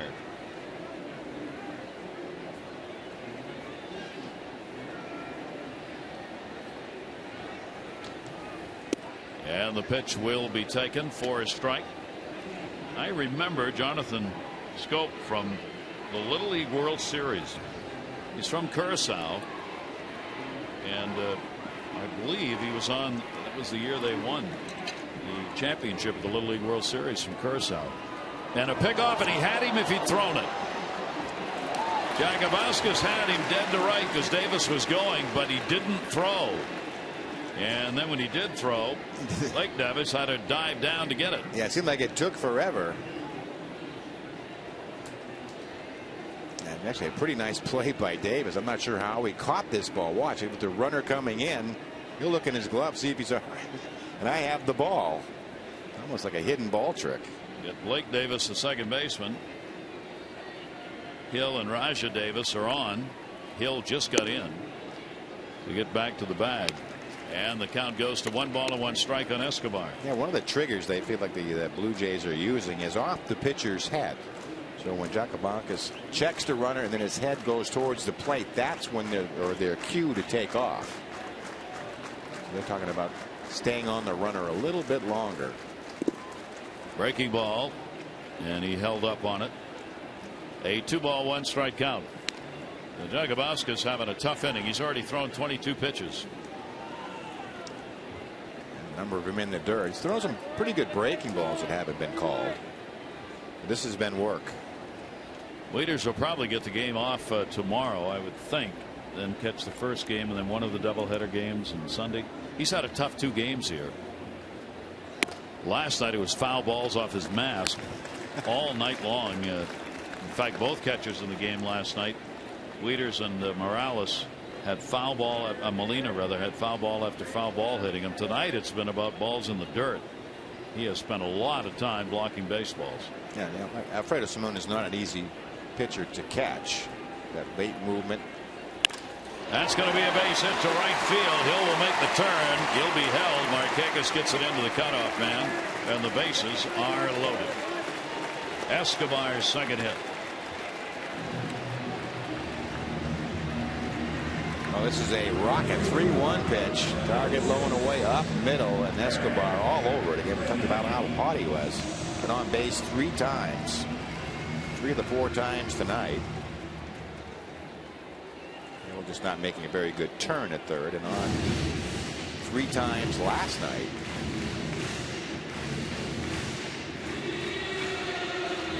So another visit to the mound.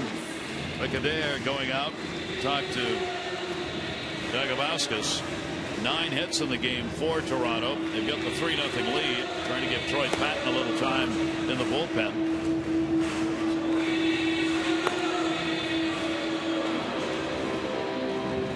But Joe Alla trying to weave his way through this game as far as the pitching's concerned.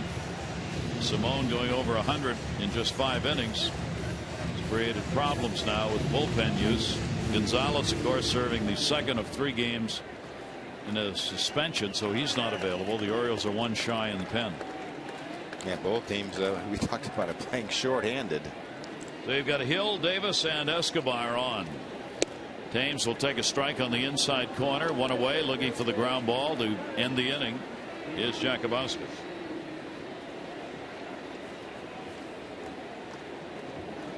A 24-year-old making the start in right field. RBI single. That came in the second inning.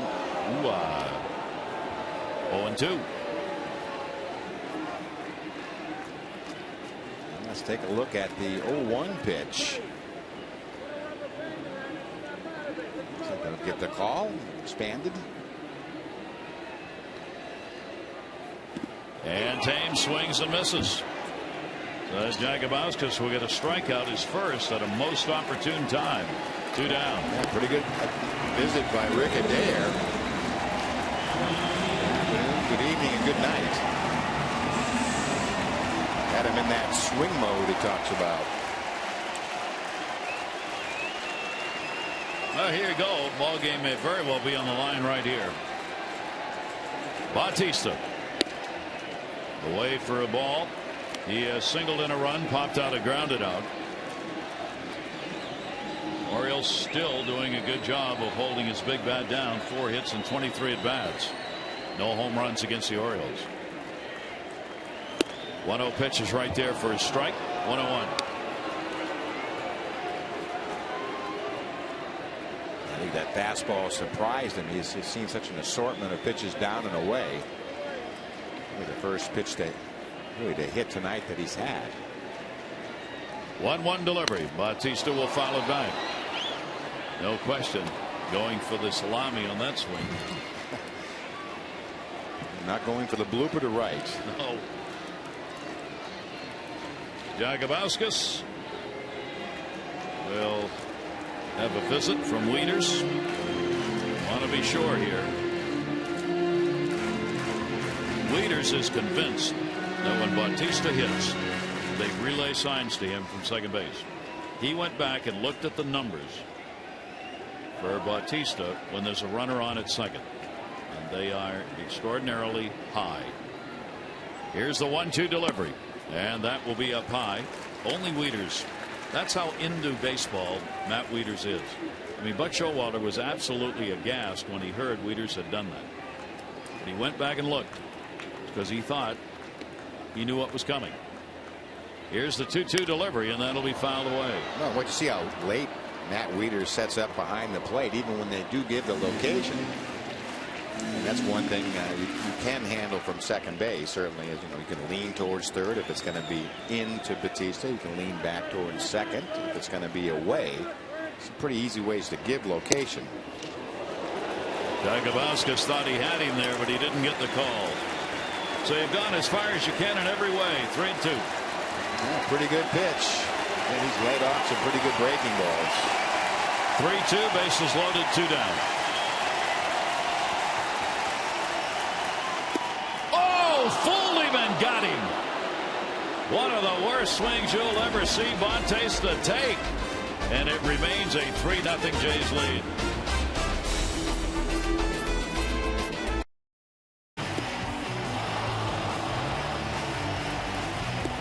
That's about 3 different looks at about as bad a swing as you'll ever see him take. And I guess that is a gutsy call. Bases loaded, 3-2 breaking ball, but he executed it perfectly. Wow. That almost looked like, I said, we were watching it during the commercial there, it looked like a golf swing. It did look like a 3-part swing. So the game remains to be had. It's still just 3-0. Jacobowskis working his way out of a tough inning and leaving the bases loaded as they get no runs and a couple hits and 3 left on. They've left 5 on now the last 2 innings.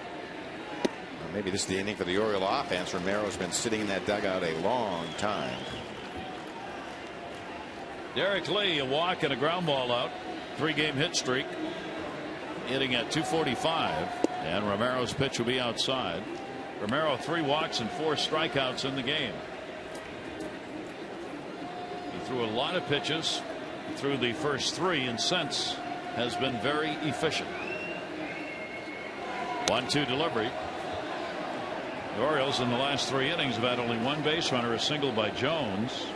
But he ended up coming out on a double play, so Romero has faced the minimum for the last 3 innings. That's the thing with Romero, that double play grounder. He's used it effectively twice tonight. 1-2. And there's a leadoff single. Lee had to step back a little bit to get the barrel on the bat. The Orioles are on. Meet Orioles closer Kevin Gregg at the grand opening of the new AT&T store in the festival at Woodholm Shopping Center on Register Town Road in Pikesville on Saturday, August 13. Kevin's on hand from noon to 1, signing autographs and meeting fans. That's Saturday, August 13. New AT&T store in Pikesville. Details, go to OriolesReach.com.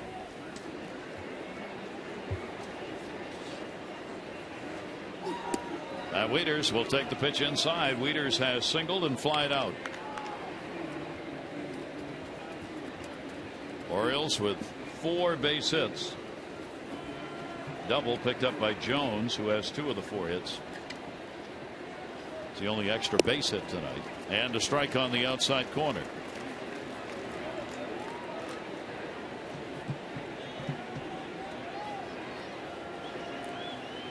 Obviously looking for that ground ball double play right here.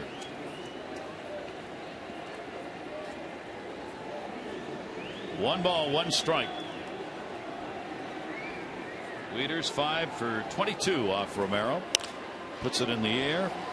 Foul territory. Hill's got the angle and can't get it. Sliding between Lind and Thames. Hill trying. At bat stays alive. Just out of his reach, breaking ball from Ricky Romero. Just out of reach of Hill and Lind.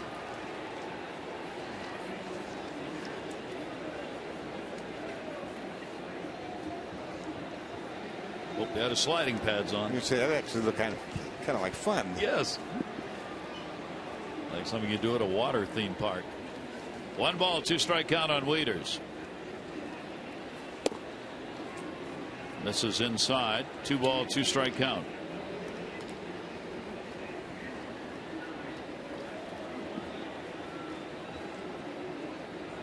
Talked about Seattle beating the Yankees today 9-2. They had 17 hits in that ball game with King Felix on the mound. Wieters goes down swinging. Romero gets the strikeout. He's got 5. Let's take a look at our AT&T Mobility Trivia fact. Arrieta became the Orioles' first 10-game winner for the season, and he's the first Oriole to record his 10th win in the month of July since Eric Bedard did it in 2007. Arrieta now 10-7 on the year. 1 down, runner at first. Lee always appreciative of any pitcher that throws over. For courtesy throw. Sometimes you get suspicious with it. There's a really short lead that something's up. Nah. No. Take it back. Reynolds has hit into a double play and grounded out. 1 down, 1 on. Yeah, 5 strikeouts by Romero, just among 2 hitters. J.J. Hardy 3 times and Matt Wieters twice. That's it. Another chance for the double play. Reynolds hit into 1 in the 2nd inning. Fastball will come inside, and Romero takes the count to 2-0. Orioles right back here tomorrow night to wrap up this series. Hope you'll join us. 6:30 O's Extra, 7 o'clock for the ball game. We'll see if it's a chance for the Orioles at a series win or a sweep. That's slow developing, and they will not get the double play. Took a while for Bautista to get that down there, and that allowed Lee to get in on the second baseman Hill. Yeah, has to wait for a better hop. Gets it to Aaron Hill and Derek Lee down on top. And bang bang play at first. Just high enough. A little bit slow in developing. So the inning will stay alive. Reynolds now at first base and 2 down. Felix P.A. has walked and grounded out. Bautista will be even with a bag at third, even with 2 down. Romero, obviously knowing something on the scouting report we don't, throws over on Reynolds. Throw over there just in case sometimes.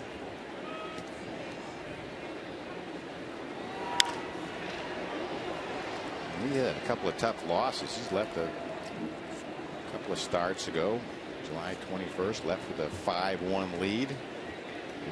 Later win. That was a game against Seattle. He's had the game where against Atlanta, only allowed 2 runs in 7 innings, losing 2-0. Those came on a home run by Tim Hudson against him. Pretty good fastball. He's been up there 92, 93 miles an hour with the fastball. Still throwing that. And a 1-ball, 1-strike count on PA. Yeah, the most pitches he's thrown in the game is that 12 strikeout performance. June 15th. That one got the home plate umpire, Bruce Dreckman. And the count goes to 1-2.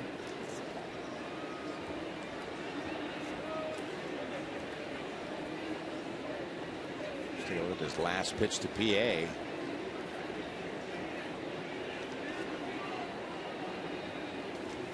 That's more of, here's mud in your eye. Or at least red clay.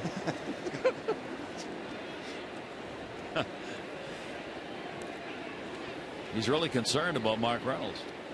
He has been ever since he saw him, fake the bunt. I guess he figures he's probably really fast.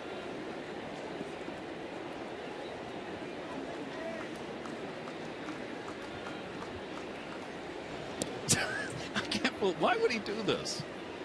And that's probably not coming from the catcher. And you actually see the catcher talking to the home plate umpire, Sebia.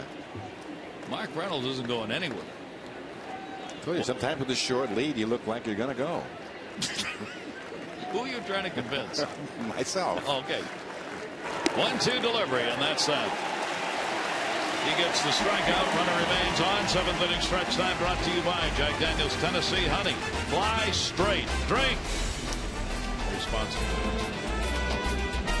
Bautista gets a base hit just out of the reach of J.J. Hardy. That'll get the Blue Jays on the board in the first inning, and then in the second inning they'll come back and score another one. This time it's Eric Thames knocking in a run, and then Aaron Sebia will go deep in the 4th. So all the scoring really scored in the first 4 innings of this game. Simone 5 innings, 7 hits, 3 earned runs, couple of walks, 7 strikeouts. He pitched in well enough to win, and Aaron Sebia solo home run in the 4th, and Ricky Romero always seems to give the Orioles fits. 7 innings, 4 hits, no earned runs, 3 walks, 6 strikeouts, and Troy Patton will come out of the bullpen. 4th game of the year for Troy. 0-0 record. He'll make his way in. 4 innings, 3 hits, 3 earned, couple of walks, and 5 strikeouts out of the Oriole bullpen. So Jacobowskis an inning with a couple of hits, a walk, and 2 strikeouts, left the bases loaded. The Orioles have been able to avoid that big inning that puts this game out of reach. It remains 3-0. Orioles have been out hit 9-4, and here's Lind. Lind with a single, grounded out, and an intentional walk. And Patton's pitch is into him for a strike. Lind hitting .313 against left-handers this year, and .281 off the righties. Here's the 0-1 delivery to him, and a big home run cut on an off-speed pitch, and he goes to 0-2. Yeah, Patton showing him the big sweeping delivery. Kind of way out on his front foot.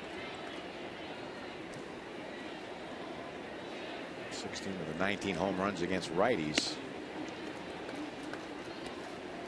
Kept the pitch away, and a ball and 2 strikes. Patton up and down with the Orioles again this season. Oftentimes not even getting a chance to play on occasions when he's up. Well, he relishes these opportunities. Just misses on that one. 4-1 with the Tides. Had a very fine 1.83 earned run average. 30 strikeouts and only 12 walks at AAA in Norfolk. 2-2 delivery, and he's just missing on a couple of these pitches, but he is, and it goes to 3-2 on Lind. And just a bit offside, but you can see how uncomfortable Adam Lind is in hitting against him. Just needs to get it down around that outside corner. Here's the 3-2, and he got him. Well, Patton will get a strikeout. Lind retired. 1 down, bottom of the 7th inning. Encarnacion and Snyder due up. And a sweeping, hanging, breaking ball from Troy Patton, and Lind will swing right through it.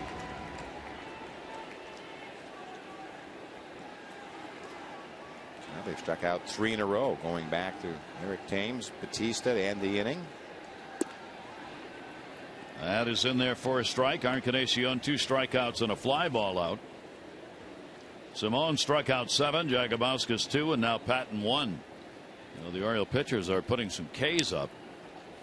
That'll be foul back, and Patton gets ahead on the count 0-2. Yeah, all the strikeouts had been by the 5th hitter on down until the last inning.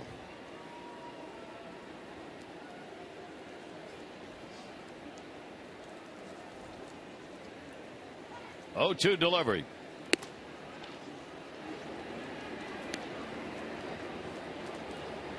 Encarnacion with a 1-2 count, designated hitter. To be followed by the left fielder Snyder here. The Orioles pitchers trying to give their offense a chance to get going. I mean, the Orioles club with 12 runs on 16 hits last night, no runs on 4 hits the next night.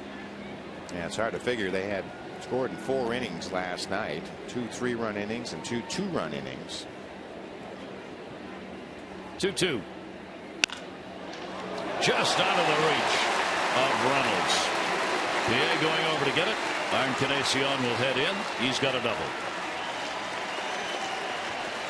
It may have gone off the webbing of Mark Reynolds' glove. Let's take a look. Looks like it went off the thumb. Down to that left field corner.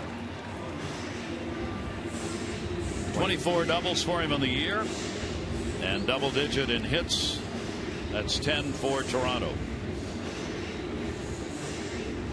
And the one hitter probably the happiest to see Travis Snyder to leave the ball game. Or actually Alfredo Simon to leave the ball game as Travis Snyder at the plate. Snyder's only 132 against left-handers, 5 for 38. Takes the pitch down low for a ball. 1-0 count, 1 down. Toronto trying to advance that 3-0 lead. Here's the 1-0 delivery. And he'll fall behind 2-0. Snyder does have home run power. It's what they're hoping he will develop more of as his career moves along. He's trying to get the runner in from second, Encarnacion. And a check swing on a pitch that fooled him, and it's 2-1. He seems to have these Blue Jay left-handed hitters off balance. It's that low 3/4 delivery, sort of jumps at the hitter.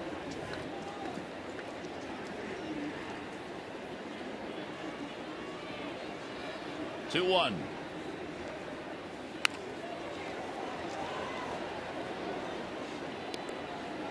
Foul ball, primarily because Patton crossed him up on location.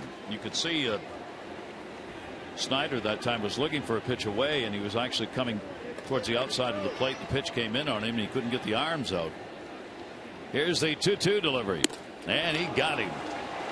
Just blew that one by him on a 90-mile-an-hour fastball. He has been completely uncomfortable the whole night. This one is out of the zone. The fastball was going to be too quick and by him, and the breaking ball was going to be too far out in front, just having you in that sort of rocking chair, and that's really where he has spent the entire evening as Travis Snyder. Toronto's 9th in the American League as a team in strikeouts offensively.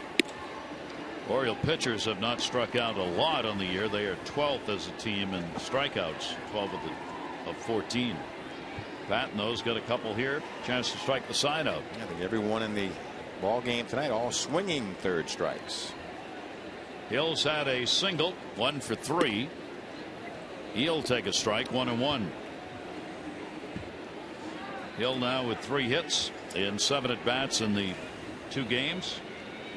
RBI chance. Encarnacion with a 1-out double, still out there at second base. 1-1. Pretty good pitch to a right-handed hitter right there. 1-2.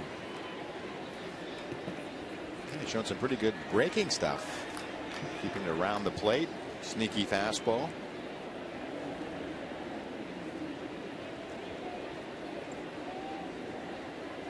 One-two delivery in the air towards center. Jones coming, and he's got it.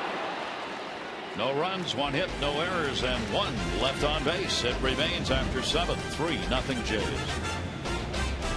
Ricky Romero, 26-year-old, who struggled a bit early in the game, but settled in and is putting some strikeouts up himself. He's got 6 of them in the ballgame. Yeah, he made pretty good pitches after the first inning. First couple innings, pitch count appeared to be on the high side. He got out of a couple of jams, or they got out of a first and second. Nobody out in the second.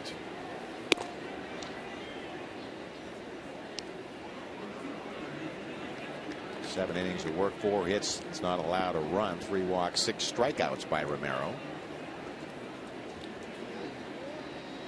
Back again against his roommate and teammate at Cal State Fullerton. Blake Davis has gone 0 for 2 against him. Davis playing second base, batting in that number 9 spot. Romero, 1 ball, 1 strike count on him. Fouls that one off. Cal State team had some pretty darn good players. Had Blake Davis of the Orioles, Ricky Romero pitching against you tonight, Justin Turner, who's with the Mets, Vinny Pastano, who's with Cleveland, and Danny Dorn, who's in the minors with Cincinnati, but they think he'll be coming up shortly. They all played together at Cal State Fullerton and fooled him on the pitch, and it's fouled away. 1 ball, 2 strike count. That makes it pretty easy to scout. Yeah. Just go see 5 or 4 or 5 top players, one place. And as we said, these two, not only teammates but roommates as well. 1 ball, 2 strike delivered to Davis, and caught by Bautista. Timed it perfectly.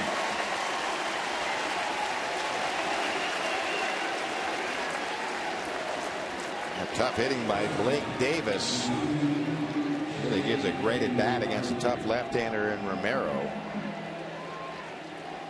See Romero's reaction. Get up. Jumped right up with him, didn't they? They both had it timed right. It's a wonderful game of baseball. As every fan and player says, there's another game tomorrow. Hardy wishes it had ended yesterday. He had 2 home runs in the ball game last night, along with the RBI sac fly. Ended up with 4 runs batted in. Now he's looking at a golden sombrero. He has struck out 3 times in this game. 1-1 delivery, and that will miss down low. 2 ball 1 strike count. Major League Baseball, very humbling experience, but you're right. He had all that done by the 5th inning, 2 home runs and a sacrifice fly.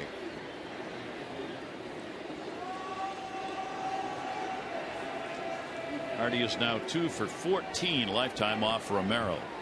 2 ball 1 strike delivery to him. Hardy with a roller that's foul, and it evens the count up at 2-2. Time to text in your vote for the AT&T player of the game. Arancibias had a big home run in the ball game. Adam Jones, couple of hits, single and a double. And Ricky Romero on the mound looking for the victory. Still out there working away. Has shut out the Orioles in 4 hits. Text in your vote, A, B, or C, 51862. The golden sombrero, unfortunately, is his. 4 strikeouts. Let's take a look at this pitch to J.J. Hardy. It's that breaking ball to the outside part of the plate. He just has featured the invisible ball to J.J. tonight. 12 strikeouts is Romero's high. He got that against the Orioles on June 15. And now he has struck out 7 in this game. Nick Markakis up. Markakis has grounded out twice and drawn a walk. I don't know about seeing 2 hitters in the same game, each striking out 4 times. 1 for each team. Snyder for Toronto. 2 strike count with 2 down. Frank Francisco in the bullpen, ready if needed. And they do have to do that, because even though it looks like a dominating performance by Romero, it's only a 3-0 ball game. Here's the 0-2 delivery, and Markakis will ground it to second base. Hill's got it. 3 up and 3 down. We go to the bottom half of the 8th inning. 3-0 Jays. Produced or retransmitted in any form, and the accounts and descriptions of this game may not be disseminated without the express written consent of the Orioles. Gary Thorne, Mike Flanagan in the beautiful city of Toronto, where the building never stops. Here's Kevin Gregg. Yeah, Kevin Gregg coming out of the book. 40th appearance of the year for Kevin. 0-1 record, 3.79 ERA, 16 out of 20 in save opportunities. 38 innings, had 26 walks. Obviously on the high side, a lot of base runners involved when Kevin Gregg seems to come into the game. Gregg working in the bottom of the 8th inning. Davis, Arancibia, Escobar due up. Davis a run scored, single, walk, and a strikeout. And one of the more important points of the ball game was in that 2nd inning, where Davis created all the problems for Simone, stealing both 2nd and 3rd, coming around to score, forcing a lot of throws to the bag at first, and swings and misses on a pitch way outside, and it'll go to 1-2. Yeah, they really had a seeing eye base hit by Jose Bautista as Davis really expands the zone on a breaking ball. He said the manufactured run on the steals by Davis, and then a 1-pitch mistake to Arancibia. That's it. That'll be outside.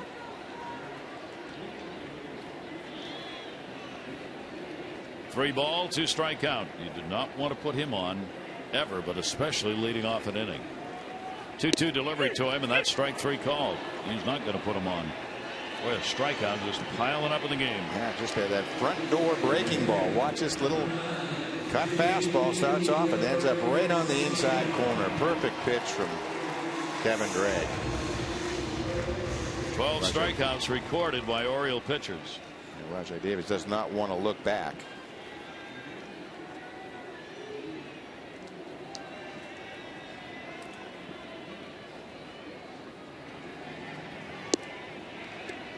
Breaking ball in there for his strike.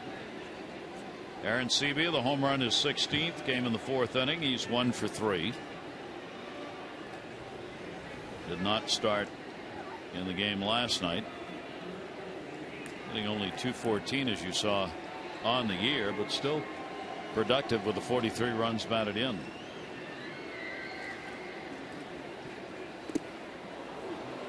Oh, and 2. Well, swinging at the thrown ball. He's yet to throw a fastball. It's sharpening a breaking stuff to the inside corner, the outside corner, and they've expanded the zone. And Kevin Gregg spent 2010 here with the Blue Jays. He was 2-6, 37 saves. I guess at the Toronto Bee Gees, I think. I'm not really sure. Pitched in 63 games for them last year. Putting together a little disco with an international city. And just missed with that. A 2-ball, 2-strike count from Gregg. Talking about all the building going on here. Saw the story 3 times the number of condos built last year in Toronto as compared to New York City. Here's the 2-2 delivery, and that is swung on and missed. Wow.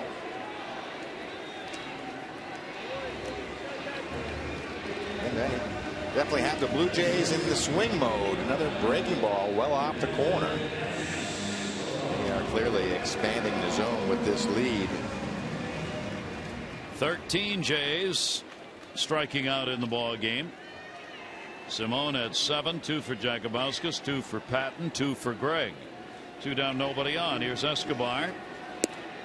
He has singled twice, scored a run, walked, and grounded out.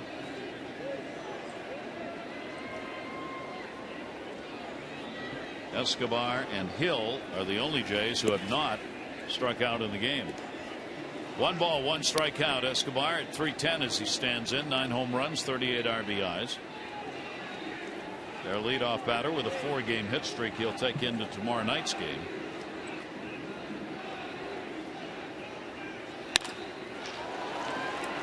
Davis.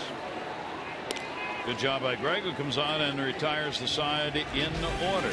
So the Orioles with 3 outs to work with. We go to the 9th inning. Jones, Guerrero, and Lee.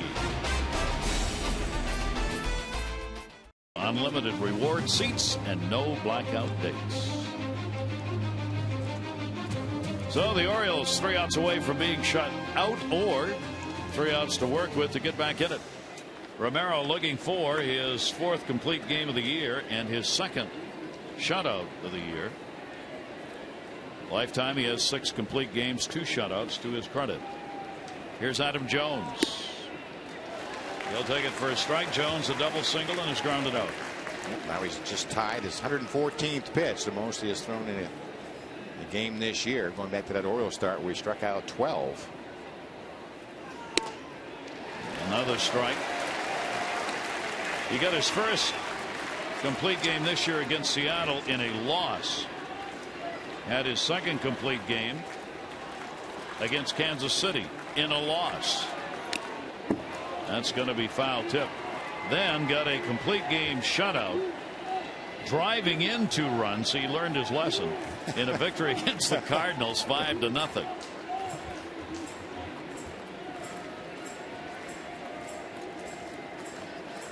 He is trying to go 2-1 against the Orioles this year and 5-3 lifetime.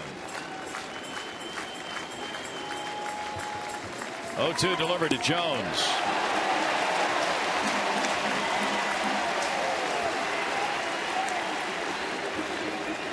He showed a great breaking ball all the way back in the 1st inning as J.J. Hardy here in 9th. 0-2 watch this ball and the finish through the strike zone.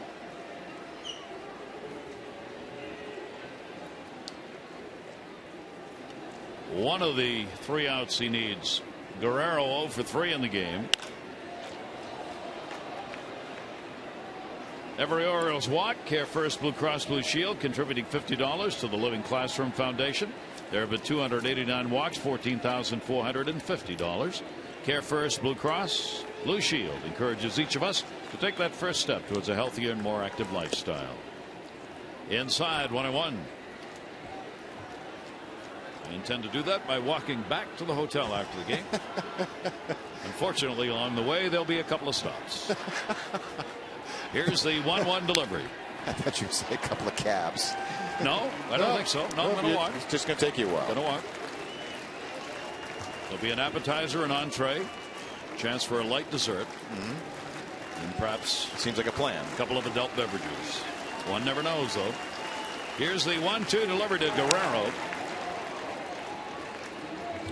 Take a look at the voting so far in the AT&T Player of the Game. You still can vote. Cast your ballot A, B, or C to 51862. Results on the O's Expert post-game show.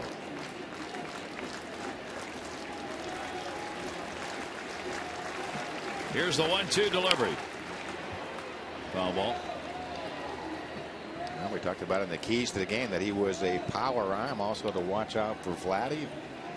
Guerrero 10 for 20 lifetime. He's handled him tonight, and a double play king. He had two big double plays, one in the second inning and one in the sixth, that seemed to really stall the Oriole offense. Orioles have had two base runners since the fourth inning. He's going to make it to first base. Vladimir Guerrero heading down. He will have a pinch runner coming on for him. As that had to be a cross up. I mean, it just went right off Aaron Sebia. A straight changeup. He hadn't thrown many. A strikeout, ninth, but he'll reach. Bell will run.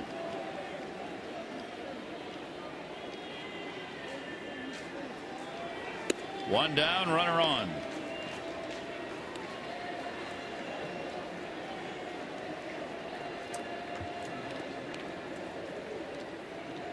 And they did call that a pass ball, allowing the runner to reach.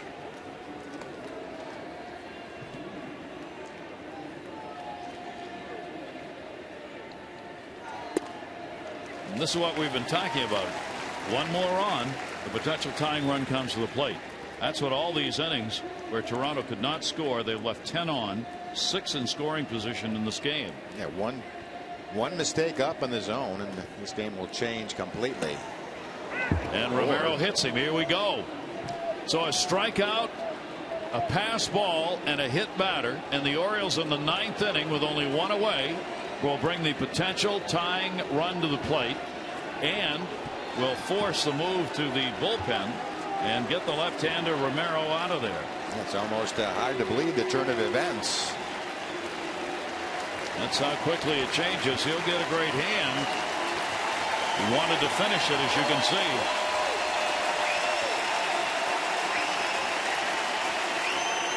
When he left, and that's what you want to see. It's a guy who wanted a complete game shutout. He wanted to finish it off. Of course, he had to strike out with the wild pitch and hit a batter here at the end. But if anything, it puts the tying run at the plate. Yikes! Not quite the way he wanted to turn out. 43rd appearance of the year for Big John. 41 2/3, 41 hits, 12 walks, 29 strikeouts. Lefty's hitting 250. Righty's hitting 250. He's recently had his 4th blown save of the season. 7 out of 10 in save situations. And this is one of them. Matt Waiters. And he just kind of launches one towards the gap, but it will stay up. Snyder gets it. Waiters retired. 2 down. Follow the Orioles with the MLB.com at bat 2011 app for your iPhone, iPad, Android, or BlackBerry. All kinds of great info on their stats, highlights, pitch by pitch. Just text at bat 31826 or go to Orioles.com. So a ball game coming right down to the final out. And in this ball game, it may take 28 outs if you count that strikeout that ended up with a runner on in Guerrero's case on what is now called a wild pitch, although it sure looked like a pass ball. Reynolds 0 for 3. Roush will get the strike into it. Jays have had 17 blown saves this year. One of the reasons a lot of looking on going for a closer here. 0-1 count, 2 down. Orioles right in it to the last out. And not over yet. Reynolds 3 for 4 with a home run lifetime off Roush. Steady a diet of breaking balls so far from John Roush, 6'10", 250-pounder. Orioles have been shut out 5 times this year. Jays have 4 shutouts to their team credit. It is a 3-0 lead in the 9th for the Jays.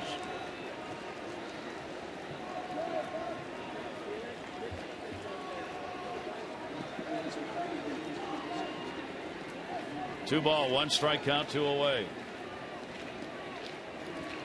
Orioles trying to turn the tables right here.